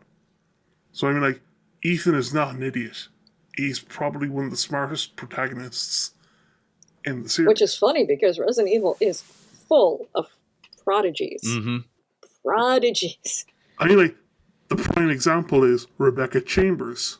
Yeah. Yep. Jill Valentine, who is so prodigious, she's able to join a unit that doesn't technically allow women. Delta Force at 23. Chris Redfield, ex-Air Force at 25. William Birkin, hired by Umbrella at age 16. Alexia Ashford, hired by Umbrella at age, 11. He's not... there's nothing that actually indicates that he is a genius. He's probably just somebody who's worked hard. Yeah. He's smart and he works hard. Yeah. But it's also brilliant that when you play as Ethan, if you run for a bit, he gets tired. Yeah. I mean, like, this is not a guy who is in the prime of his life. He is in his mid-30s. he's Look, probably got a bit he's of in his mid-30s. Judging from at least his character model, he seems fit enough, but he's not like, you know, Chris Redfield fit. He's probably like average fit. he probably does like he's 10,000 steps a day. Yeah, like decent workout, but like not unusual. And look, some people can be, you know, very strong, but not good at running, because like I could like kick a lot of people's asses, but if you ask me to like run in order to kick your ass, I'm not going to do it. Oh, believe me, I can lift up a heavy bed, but you asked me to run down the street, that's going to be a bit of a problem. Yeah, it's not going to go well. It's like I can do it, but it's not going to go well. But I mean, like, Ethan is someone who is, straight away, you know that he's someone who loves his wife, because the instant he hears she might be alive, just drops everything. He's off the rest. Drops everything, goes. I also love that it also kind of echoes a lot of the horror games and tropes of like the last 20 years of like, you know, like Silent Hill 2 style, like, oh, you know, my wife's missing. I got a letter from her. Wonder what that's about. But I mean, like, in a series where everyone's got some sort of military or police experience, I mean, even Claire has training from her brother and possibly Barry. Right. Mm-hmm. This is a guy who goes into a situation completely unprepared, and yet in the space of one night manages to do what the police of that county have not been able to do, and stopped a major potential outbreak from happening. Yeah, he's very capable. Now, granted, he suffers for that as well. Certainly. I mean, like, granted. Oh, yeah. No. Ethan that's a rough time. Oh, yeah. But like also they do have a major theme with him being that he keeps his promises. That's his thing. Like arguably the very end of the game is the finale to end of Zoe, where he's able to talk to her. Yeah. And she's like, "You didn't forget about me," and he goes, "No, I always keep my promises." I mean, the only time you ever actually see Ethan lose his cool is kind of like, obviously, when Mia stabs him in the hand and takes a chainsaw to his arm. Mm-hmm. Like, yeah, but even then, that's understandable. Yeah, obviously, he's been so even though he's obviously probably been infected by this point, he probably was infected, I would assume, as soon as he stepped through the into the guest house. Well, probably as soon as he stepped onto the estate. Yeah, but and definitely from the time he got stabbed. Yeah, but it's amazing to think that he picks up his hand. He goes on up, and I love, and you know, it's. I'll just carry that hand with me. It's still good. It's still good. And it's like, I love his response when he picks up the handgun, and it's like, it's dark and morbid, but it's like, okay, I guess this is what we're doing now. Yeah. He was like, okay, fine, and I'm like, yeah. I mean, like, the only other time you ever see Ethan lose his cool is when he fights Evelyn at the end, and that's not so much like, that's just more like, that is a knight's rage coming out. Yeah, he's pissed. And the fact that, like, once you actually get to fight Evelyn and you realize what she's done, that's anger, not only for what's happened to him or for Mia or for the people the Bakers have killed. That's anger for the Bakers and what's happened to them, because they are as much a victim of her as anyone else. And I mean, like, there's a quote from a novel, you know, there's three things that people fear: moonless night, the uncalm sea, and the fury of a kind man. I mean, like, this is the fact that was like the old Terry Pratchett Discworld thing, where you want to be facing down an evil man, because an evil man will monologue to you. He'll take his time killing you. Right. But a good man will just do it. Right. Yeah, and a good man does that because when Evelyn is trying to get him to stop and he's moving towards her, he's not stopping. Right. He's not ranting. He's just going to get shit done. It very much, we were planning to discuss, you know, the kind of the influences of cinema on Resident Evil 7. And I mean, to me, that is... Yeah, I mean, we touched upon it very briefly about the Hills Have Eyes. Yeah. But... to follow up on that, I mean, that is, at its core, that's a Wes Craven character. He is that's Yeah. like an archetypal Craven character. Even Nancy in Nightmare on Elm Street. Thank you. But yeah, exactly. And that's what I love is Ethan embodies that so well. And exactly, it's the I think Craven also from a plot perspective, and I think that's what Eveline kind of did is she messed with the wrong good person. Is the you poked the wrong bear. You did it. Ethan is that one type of character that every horror character should fear. Yeah. Every horror villain. It's the good person. Because when you push someone, like an angry person they get angry and it goes out and you can kill them. But I mean, like a good person will endure it and they'll keep enduring it. But they just kind of get to the point where something in them snaps. And that's all that rage that's built up and it's become pent up. And you've given them a target and it's going to be your head. That gets exactly. in. But the other thing also is it's about the level of control, which I think is also how Resident Evil 7, both for the player experience and also how Ethan's arc works is that it is about gaining more power and thus more control, more agency over the situation. So when he has the knowledge, he has the tools, and by especially knowing that what Eveline is doing to him is in his head, he's able to brute force through that chamber. You're able to put up your guard and feel that wave. And as because that's the thing is you're saying like you can make someone a bad person like would say get angry or lose their cool. What it is they're losing control. They don't have the agency, or I guess the volition. Oh, not volitions. Fuck, what am I thinking of the word here? But you know what I mean? It's like there's they don't have the stable footing. Fortitude. There you go. Yeah, they become destabilized. They can be a person who gets angry a lot. Right. They get hot and they get cold very quickly. When a person who doesn't get angry a lot gets angry, that takes a very long time for that anger to cool down. Well, I mean, that's kind of like it's like a volcano, right? Where the more pressure that's built up, kaboom! It's the difference between Mount Etna kind of rumbling away for every couple of years to a Mount St. Helens. Right. Yeah. But anyway, I mean, it is a gameplay mechanic that you have to have this guy who's infected, who's seeing these things, and he doesn't lose himself, but it still ends up playing out in a story way that alludes to Ethan having a lot of strong will and mental fortitude to be able to continually resist enough to keep his autonomy. Yeah. I mean, just to kind of build on that, you're talking about a character who, in the space of one night, is infected with this mold that previously has transformed people into psychotic murderers in a matter of minutes, and he's able to endure the entire night. Yeah. Now, of course, the fact that Eveline is actually dying at this stage doesn't take away from that. Yeah, she's deteriorating, so she might not be able to exert the same kind of full influence that she used to. But I mean, I think it might have. They're still there. Yeah, like she's definitely trying to, because that's like you keep running into her in these different moments, and also that is a fucking brilliant thing that RE7 did. I want to bring up. You see that photograph at the beginning, and you don't know what the context of that is, and you keep seeing this old lady in a wheelchair, and she keeps popping up in these weird places, and you're like, how the fuck does this old lady get around like this? I mean, good on you.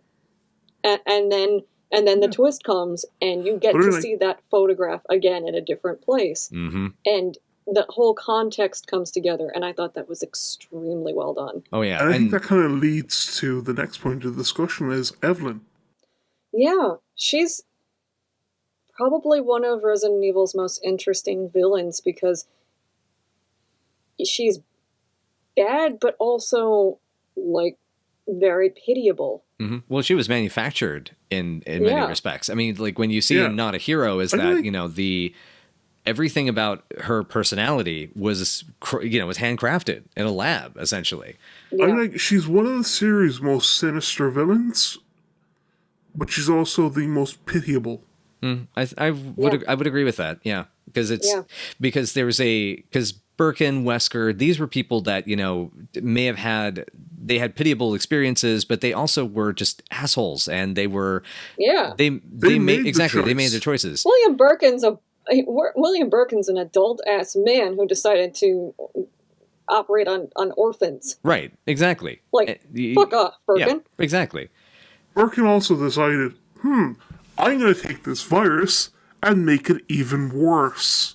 Right. Whereas Great I think plan. any other person would have gone, this is a horrible virus. I'm going to do everything in my power to find some way of stopping Right, it. I'm going to create the vaccines. I'm going to create, Yeah. antiviral agents. Yeah, no, and... he works at making it happen instead of stopping it from happening. But Precisely. like Evelyn's someone who's made, and I mean the song is 100% like her. That is yeah, her that's song. her perspective, and that like she was locked up and they took her soul. Mm-hmm. I was in a deep dark hole. Yeah. I mean, like, it's a genius notion when you actually complete the game. You kind of realize the entire song is from her perspective. Yeah. And it basically tells you the story. And But the I whole think, thing like, with the family, it's like they didn't specifically kind of intend that, but then rolled with it once they noticed that she had this fixation. it makes sense as well because there's nothing suspicious about a kid in a war zone. There's something very suspicious about a kid in a war zone who's not looking for their family. Yes. Yeah. So I mean, like, that's a level of sinister in itself, in that she wants a family, but that could be genuinely her wanting some human contact, Right. Yeah. That's or it could just be she wants drones for her Right. hive. Like it can definitely be both. yeah, and She that's was craving connection, but she also had this programming that she was trying to carry I out. mean, like, the fact is that she is, we'll just say this straight away, she is not a normal person by any definition. She is Yeah. a weapon manufactured, and as you said, there's programming there. So I think it's very much a case that Evelyn wants a family, but not because of the love and attention, but because she thinks it's what she wants. it's fulfilling a genetic need. impulse. Yeah. Yeah.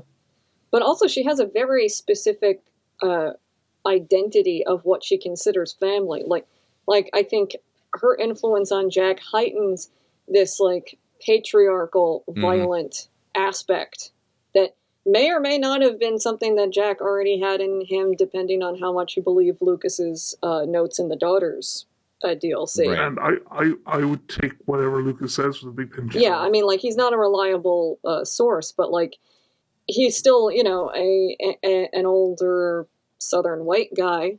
So Yeah. there's still a good chance he had some issues beforehand. Oh, yeah. And Evelyn's taking that and cranking that and like having these, really like hardline, violent patriarchal mode for Jack to go into. He becomes unstoppable. He becomes a force that you cannot get rid of and you cannot deal with. And then Marguerite becomes protective. Yeah, and I mean, like, Right. it's as you said, she's got a very warped idea of what a family is. I mean, like, ideally, Yeah. a father should be a protector, but Yeah. also somebody who teaches his children. He becomes an aggressor, and Marguerite becomes very protective in a different way. Right.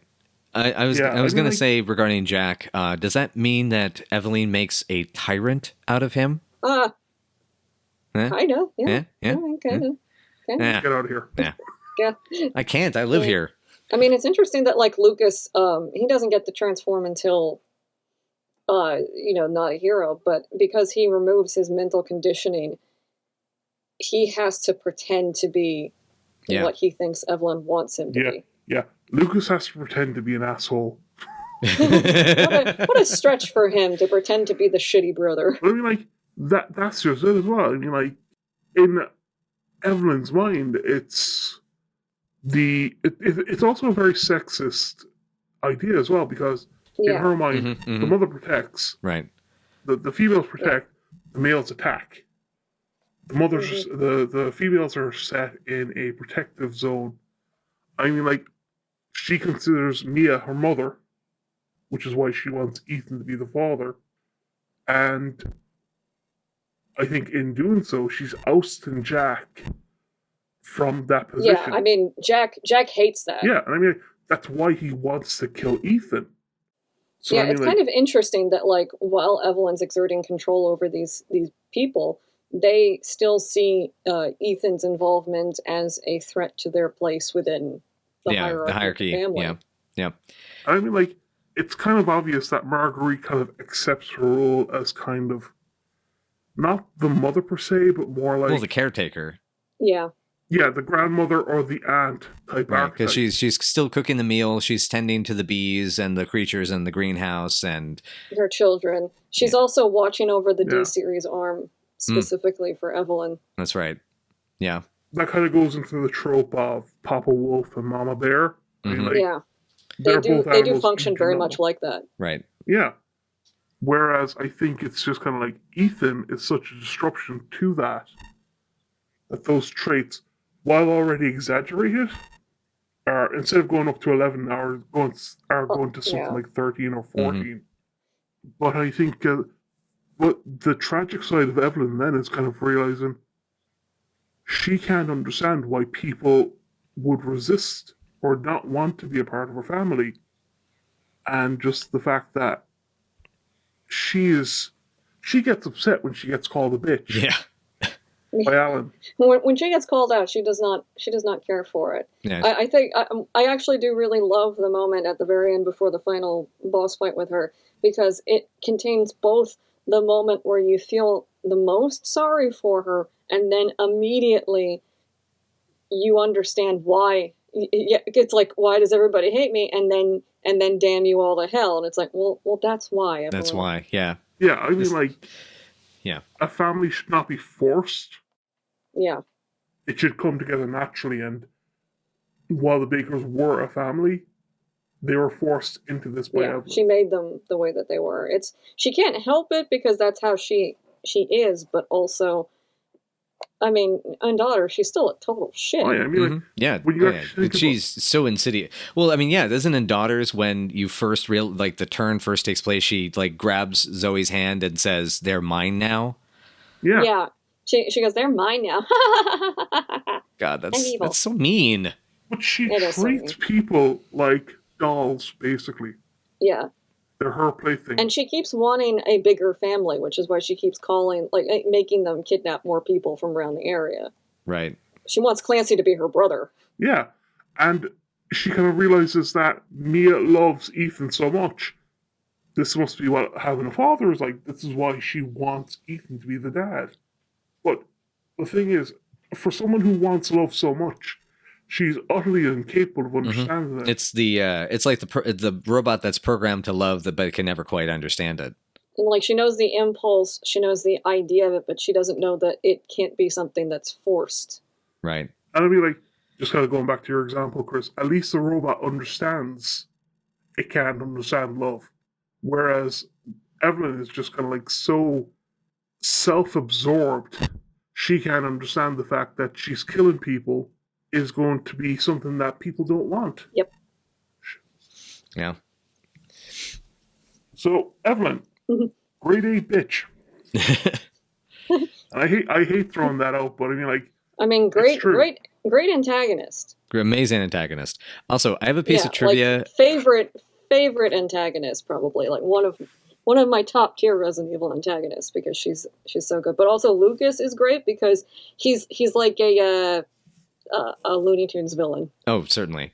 Real quick before we move off Evelyn, I have one piece of trivia about the cast. So the voice actor for young Evelyn is Paula Rhodes, who was also the voice of Skipper on the Barbie Life in the Dreamhouse series.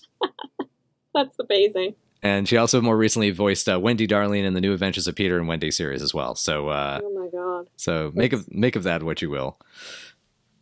That's a break. That's something else. That is something else. But I mean, kind of going on to, I suppose, the next major character is Mia. Yeah, she's. I mean, Mia's super interesting because she's in kind of fulfilling the ambiguous morality role that characters like Ada used to kind of fit into.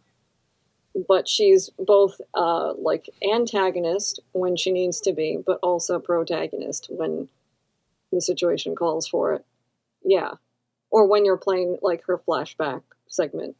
Yeah. I mean, like the fact is that it's very clear that the Winters love each other. I mean, you only need to see that with Mia's video at the start. There's something really genuinely warm, not in the way that you see these kind of more transitory relationships like on social media, out there.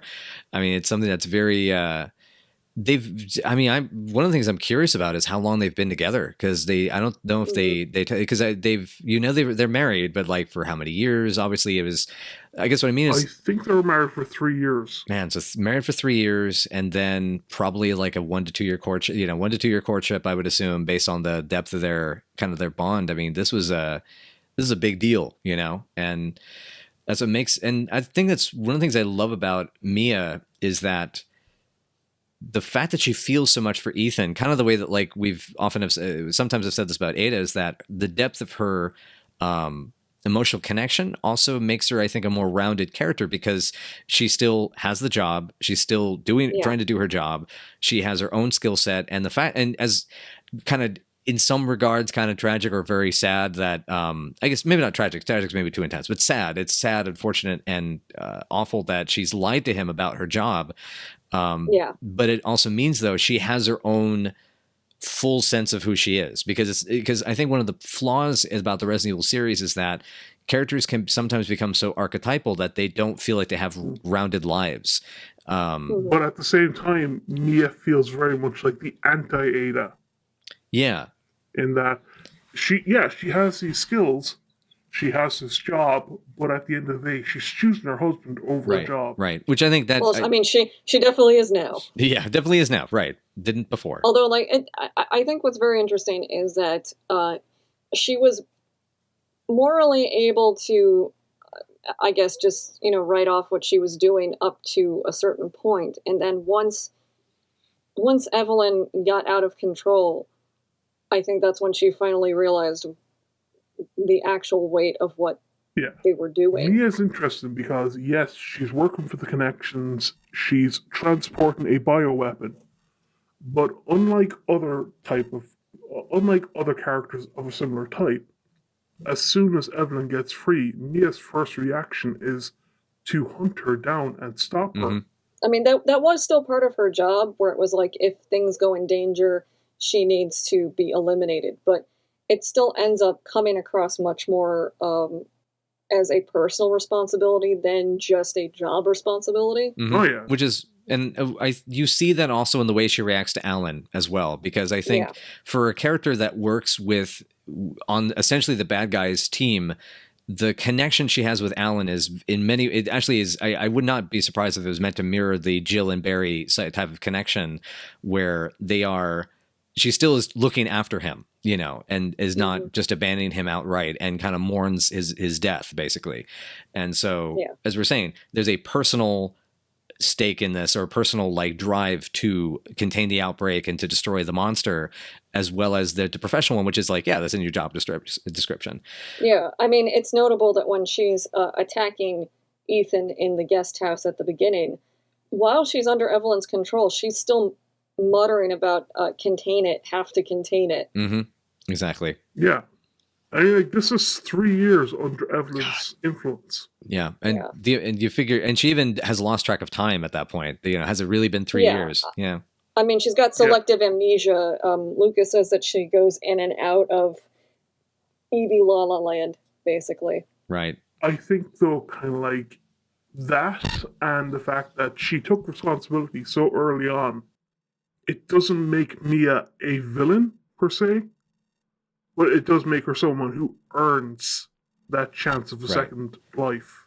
Yeah, I mean, if they brought Mia back in a protagonist role and she was actively working against all of this stuff as like a way to continue making up for it, I would buy that. I wouldn't think that that's out of character for her. Right. But I would also think that her redemption is having a life with Ethan, because she might never remember what's happened, Ethan's going to know. Right. Yeah, I mean, she still might legally be responsible. Yeah, that's the catch. That's an interesting gray area. Now, the Resident Evil series has tried to be very like, because I mean, when It's you could never gone into depth. exactly, It's like both like, yeah, it happens, and then no, it doesn't. So who right, knows? right. It's So, up in the air. But I mean, they were both infected. Yeah. yeah. They both did terrible things while under infection, and so I mean, That could technically Well, I mean, be... Ethan didn't do terrible things. the most terrible things, right? No, I guess technically yeah, Ethan he did. chop her Okay, good point. in the neck with an axe. But Yeah, it was, but but that it was was in self-defense, right? Yeah, I mean, Mia's were more horrible because hers were much more active, like murdering people. Yeah, I mean, she killed Pete. right. Yeah, like it could be, she could be legally responsible for working for the people that made Evelyn, and that could put her on the hook, but she might not be on the hook for anything she did while under Evelyn's And I'd direct say even control. then, like, Right. with the connections, most people would just either say, look, we know you worked for the connections. If you tell us about them, we'll give you a deal. Yeah, she could definitely strike an immunity thing, probably, if she gave them, like, the inside But track. Right. definitely not the villain that some people have made her out to be. No. Yeah. Like, Because yeah. I don't think she's as bad as a lot of people have made her out to be. She's morally somewhere gray. Right. She's morally brighter on the grey spectrum. Yeah. Mm-hmm. But it's But yeah. kind of also somebody who's immune is Jack Baker. Mm. Fucking love Jack Baker. Yeah. I'm just going to briefly say that I find Jack, now, as I said earlier, all the Bakers are tragic characters. Even Lucas, that little douchebag. Yeah. But I find Jack to be especially tragic, especially when you talk to him in that when Ethan's unconscious. Yeah. I mean, like, just that one scene alone, you kind of get the feeling that Jack would have been the kind of guy that if he saw your car had broken down on the side of the road, he'd either help you out with the car or he'd invite you back to his place to have dinner and stay over the night while they call it. Yeah. Somebody to take Yeah, the car. Yeah, I mean, he wanted to. He was into hospitality. He wanted to have a bed and breakfast. Like, Right. Jack would have been like that quintessential Southern gentleman who kind of, not like the Colonel Sanders, but just kind of like, No bolo tie. if he saw you were in trouble, he'd drop everything to help you out, even if he didn't know who you Right. were. It makes you wonder, what he experienced before, and and how this is. It's I guess that's what definitely adds that extra tragic element when this is the person that has the may have a bit of a darker side, and that he might have been a bit abusive to his kids, and is a Southern white guy, but it's that. This is someone that that's the person that's in the middle enough and far enough towards the light that they can become a better person. They continually, if they continue working on it, and for what Evelyn does to him, and as we were saying before, just brings out the darker edge, and I mean, like, this is. Yeah. I mean, like, I know we kind of wonder where Ethan gets his knowledge of how to use weapons, and it could be the hive mind setup that Evelyn has, but it could be a lot of it coming from Jack as well. Hmm. But I mean, like, we spoke about this just before the podcast, discussing Jack's history in the United States Marine Corps, Yeah. and yeah. it's quite possible that Jack could have served in the Lebanon, especially during the Beirut attacks. Yeah, he joins the Marines in 1980, I believe. So I mean, like, that was especially dangerous at that time. So you have this guy who's quite possibly been involved in one of the bloodiest conflicts of the 80s, and he gets to go home. He gets to have his family, and in his retirement age, kind of thinks, I'd like to run a B&B. And then suddenly, one act of kindness, one act of decency, damns him and his family. And I mean, that's just especially tragic. Yeah, that it happened because he was trying to help them. He was trying to be a good person. And I think that's I'm gonna look something up. Go ahead and keep talking, but there's something I'm gonna look up that kind of is relevant to this about the horror genre. I'll get back to you on that in a second. Okay. Yeah, it's extremely tragic. The way that it's set up like that. It was his kindness that brought Evelyn into their lives, and that was the problem. And that's kind of the perfect example of the old saying that no good deed goes unpunished. It's heartbreaking. Mm-hmm. It is. It's really sad. And it falls into and the fact that you. I found out what I was looking for. So, Okay. Quick context. So Sam Raimi guest starred on Stephen King's World of Horror back in 1989. The director shared with the audience his rules of horror and why every movie in the genre should follow these guidelines. Now, I'm not going to go into all the in-depth, there's a bunch of paragraphs here, but obviously there's the don't make a boring picture, but like, blah, whatever. But the 3 rules are: the innocent must suffer, the guilty must be punished, and you must taste blood to be a man. And the thing is that, obviously, this is very Sam Raimi. It's very Sam Raimi's time. But I want to taste blood. Jay, my daughter's been here for only 5 minutes, and she already says she wants to taste blood. Yeah, but it's so cute when she says it. Blood. And that's a deep cut critic reference for any of you out there who don't know. Okay. I need to watch more of that show. I love that show. But anyway, so now you have, though, but that's the thing, is that, the innocent must suffer. And he's talked about this in particular regarding Ash and the Evil Dead series. And it's like, yeah, I mean, that's obviously that happens to Ethan, being our Ash surrogate, but then also, and the Bakers, exactly. Those who were, and the Bakers. And then the guilty must be punished. And I think that's where Not a Hero comes in, and that Lucas, gets taken the fuck out, and although I wish he didn't. Yeah. I wish he would survive. I think he can still come back from it.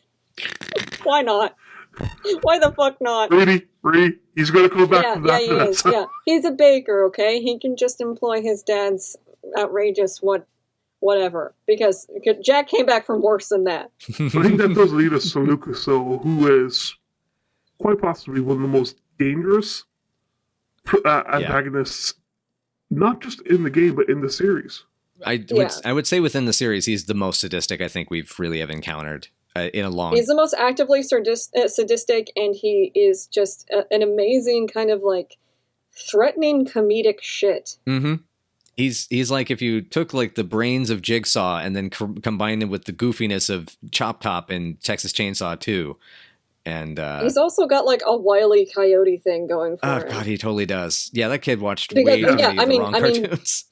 I mean, like, he goes, "That's supposed to be you, goddammit," and he like throws that bomb at Ethan, and then Ethan just like pulls open the board and throws it back at him, and then the thing explodes. And literally, when you walk into the room where Lucas just was, his chair is spinning like there was like a cartoon cloud where he just was, and I was like, "Oh my god, yeah. he is. He's got some like Looney Tunes aspects to him, but he's still also extremely dangerous." And I actually really do love how he and Ethan are continually insulting each other. Beep, beep. Which, I mean, it brings back the whole familial thing where like Ethan kind of ends up as like an annoying brother for him to fight with. At least a very badass roadrunner. A cousin Oliver. Right. I mean, like, I'm sorry. At the same time, for all the comedic value that Lucas has, you're right. He is the most sadistic villain in the game. This is a series that has like Alfred Ashford and then Brian Irons, but even those two, like, those were more like. Because they were more like serial killers where they had sort of like a type, they had an MO, and Lucas does it to everybody he encounters. Yeah. He is a consistent prick to everyone. But you're right, though. Lucas is very much like Saw in that he doesn't have a type. He wants everyone to suffer. Indiscriminate. And I mean, like, that makes him even more dangerous because, I mean, like, even if Lucas had a type, you could say, like, oh, he's a serial killer. Mm-hmm. Yeah. But the fact that he doesn't have a type, the fact that he just does whatever he wants, he is a monster. He's one of the worst monsters in the series. I also think it's super interesting that he never came in first place. I love that. I love that detail. That every trophy, it's always second place, or the. He gets second. He gets honorable mention. He gets second place. He gets third place, and so like that's just building up resentment in him. Yeah, he he's this guy who like has not come in first. He's not in these contests considered like the top or the brightest, and it becomes like I'll fucking show you all. I mean, like, that's the tragedy of Lucas, is that, yeah, we might dunk on him, we might mock him, but this is a guy who, if he had been found at the right time and given proper treatment, or at least somebody could talk mentorship. to him, yeah, he could have become somebody better. Instead, you have this fucking psycho maiming and torturing people. And he doesn't even have the excuse of being infected with mold anymore. He's infected, but he's not. He's doing it because he wants to. Yeah, the violence in him is who he is. Yeah. Yeah. He's broken free of it. And it's a fascinating character. And again, it embodies, the classic 70s, bayou or, kind of rural horror, type of character. I mean, it absolutely falls into that. And it's what I like though is he's so, on top of that, I also like just like how in many ways like kind of real and communicative it is. It's almost like what when people talk about video game antagonists, he's more interesting than like Voss in Far Cry 3 because he embodies very much some of the same personality traits, but he feels like a much realer character at the same time. Exactly. Yeah. He's still able to be kind of funny and as the player, us looking at it from an objective, like we step outside of Ethan's shoes for a second and kind of like, he's a funny asshole. He's an asshole. And I can't wait to shoot him, but he's funny. But he's funny in the sense that you're not laughing at him. It's the fact that he's saying these things, these almost comedic, humorous comments in situations that are so dark and dangerous. They're not comedy breaks. They're actually enhancing the terror. He's a joker. Careful, it's yeah. And now I'm glad we killed him. Sorry. Yeah, gotta be careful now with mentioning that one. You did mention some of the film references, and we have mentioned that through stages of this podcast. Resident Evil 7, out of like all the Resident Evil games, take their cues from certain films or certain times of films. So the original trilogy borrow very heavily from Romero's Dead films. And the creature features too, especially the first game. Especially with the monsters. The Parasite trilogy. Yeah. Well, actually, before we go on to the Parasite trilogy, Resident Evil Code Veronica is, I'm sure you love this for this reason, Chris, is there's very much the Italian horror. Yeah, as I was mentioning, Italian Euro horror and bits of 80s anime as well, but that's a whole other... And The Matrix. Yes, we too have seen The Matrix. Everybody saw The Matrix. Jeez, at a time like that, you'd actually find it harder to find a game that didn't reference The Matrix. Seriously. I love that Lucas was kind of like put in charge of that makeshift laboratory, and then when he got like bored or didn't like them anymore, he just put them all in a pit and had them killed for his own like experiment / amusement. And it was like the guy who was working for the Connections at the time was like writing like, I'm sick of this guy Lucas being in charge. This is like, I'm going to go to HR about this. Oh my God. Which the HR guy is dead. And it's like, oh buddy. But kind of like going back on point then, it's like you've got the Parasite trilogy, which felt very much like the actionized horror of the 2000s, pretty much the period in which it came from. Yeah, because I mean, like there was Resident Evil movie and Underworld and things like that, and but you also had the remake of Dawn of the Dead. Yeah, and that's true. Yeah, and I mean originally, right? Yeah. Anyway, sorry, I won't tangent. I could tangent. I'm not going to tangent. Keep going. So I cannot tangent no more. The fact that Resident Evil 7 then takes its cues from the likes of The Hills of Ice, Texas Chainsaw Massacre, a lot of other, like, especially, what's the, I'm trying to remember, what's the film Stan Winston's studio worked on? Wrong Turn. Wrong Turn, yeah, right. Wrong Turn. Yes. I was thinking about Wrong Turn. There's a lot of those. Yeah. Yeah. God, I mean, like, there's so many of them. All these And even the costume design in the game takes a lot from that period. Oh yeah, I mean, and even because I've been rewatching some of the films that the director mentioned were influences like We Are What We Are, and Marguerite's design kind of comes from the original We Are What We Are, the Mexican version.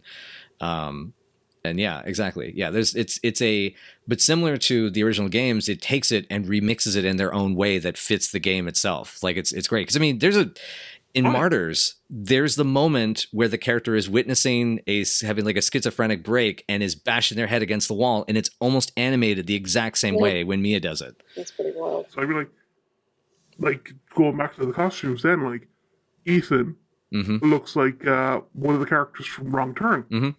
Yeah. Just with blonde hair. Mia resembles Eliza Dushku, but kind of wears the kind of string top of the 70s with a vest, along with Zoe.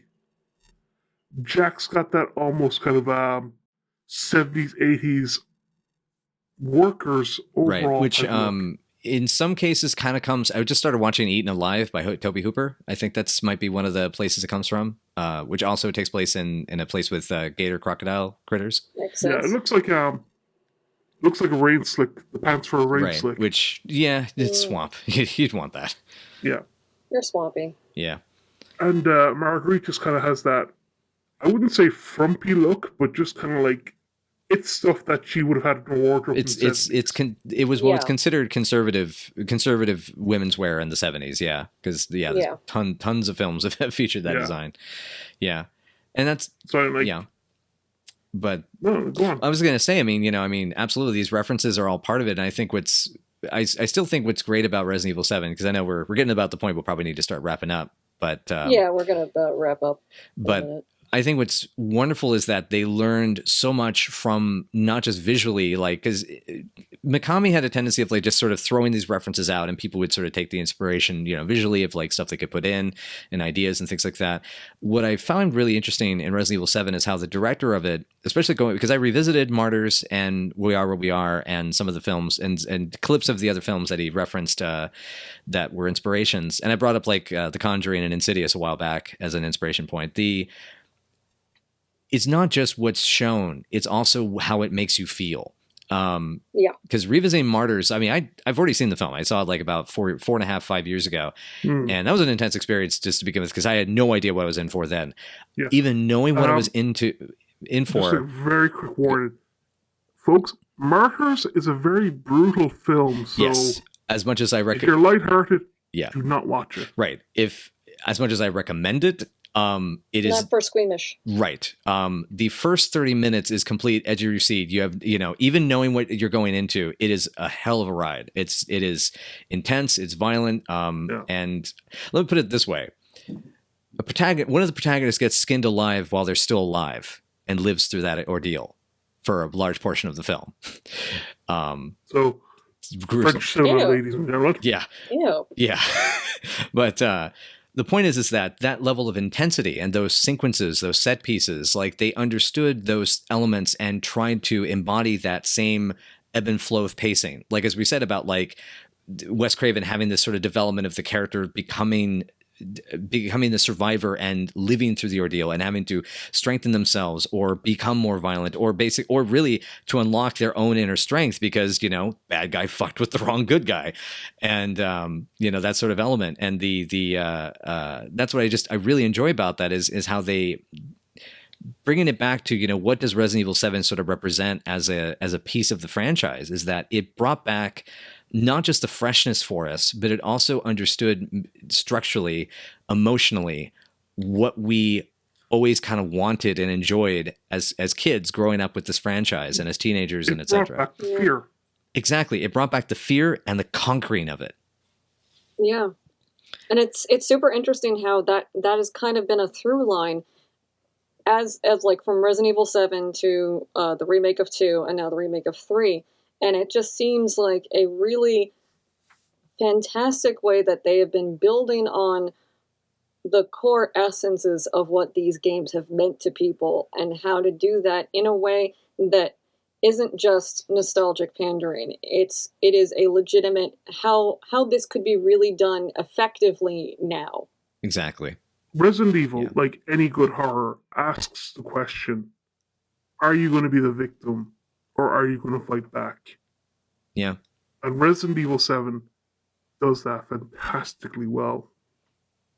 And it does that in the most brutal fashion. But the question remains, are you going to be the victim? Mm-hmm. And the answer is unequivocally no. And you prove that. It gives you the tools to overcome. Mm-hmm.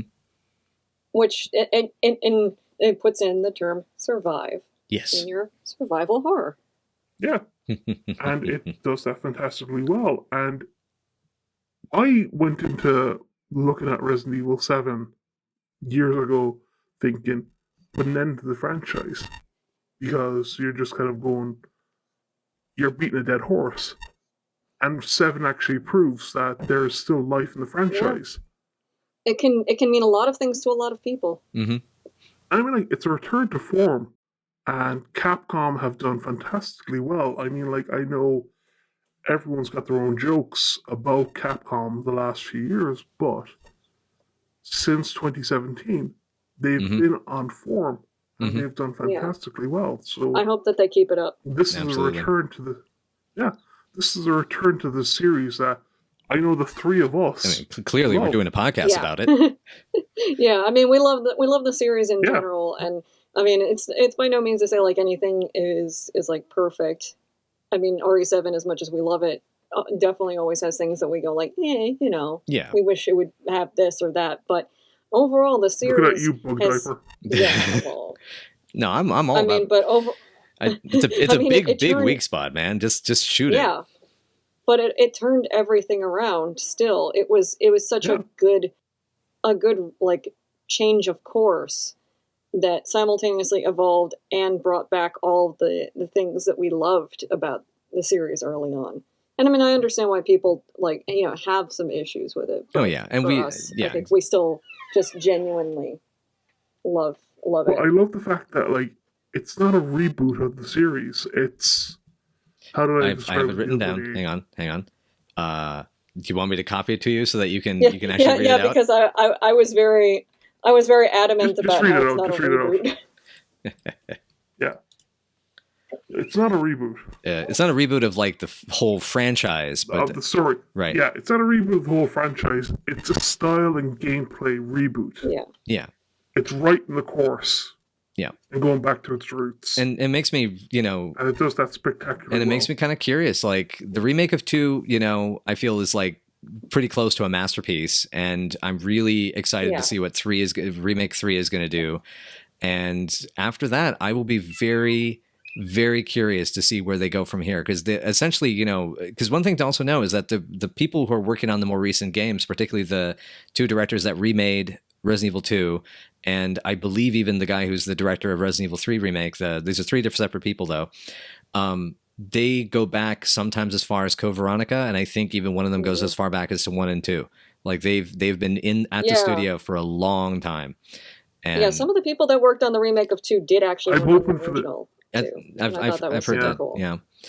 And I'm just hoping that this leads to a remake of Dino Crisis. Yeah, we all do. I want a Code Veronica. Please don't disappoint me, Capcom. Code Veronica remake. Me too. Code Veronica. Take a break, guys, and then come back. Do Code Veronica. Yeah. No, I'm not saying you guys need to work on it now. I'm just saying, at some point, I would love a Code Veronica remake in the style of 2 and 3 because that has enormous potential to be incredibly scary and effective. Mm-hmm. If paced better, but and I maybe think get that rid of the spiders. Yeah, well, I mean, I guess you could put Drain Demos in there. I guess. Yeah. I guess that's okay. So I think that. Yeah. I think we're saying the same thing. I think that about covers it for pretty much. Right. Yeah. Right. So. Thank you for joining us this evening. Yeah. Oh, and for those of you that would like to listen to us gab more about Resident Evil, make sure to check out Mystery Death Theater 5000, where we're still, as of this recording, we're still in the middle of our playthrough of Code Veronica X. The episode should be wrapped up by the end of March. And is there any other parting words that we have? Oh, we have a Twitter now. Yeah, we do. It is a statement pod. That is at @estatementpod on Twitter. Nice. Yeah, so you can follow us there. You can reply to us. You can send us comments. Also, if you have questions or topics that you would like us to cover in the future, we also You can send, get an email. which is Spencer Estatement at gmail.com. Yep, and then if we get enough of them, then maybe we'll cover it in a future episode. Yeah. And if we get enough questions, maybe we'll do like a dedicated questions segment. Who knows? And Depends on. Exactly. And to definitely know that, we've spent 20 years as fans of the series, 20 years, and in many respects now, yeah, that's right. It has been 20 years in the fandom too. Yeah. So 23 years in my case. Boy. I've been in there since 98, man. Yeah, 97 for me.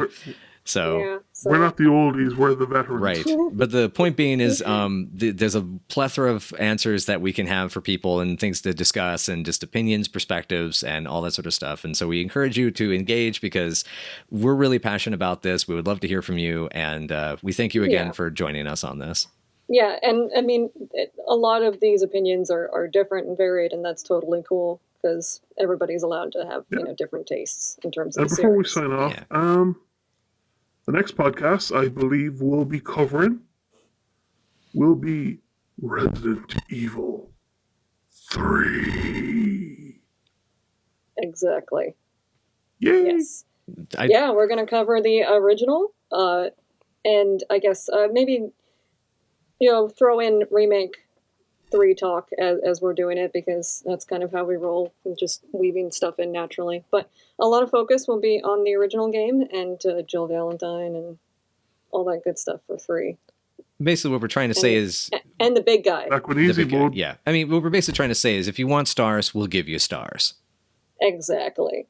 Yeah. So if you got any questions about Resident Evil 3 or the remake coming up, also pop us an email.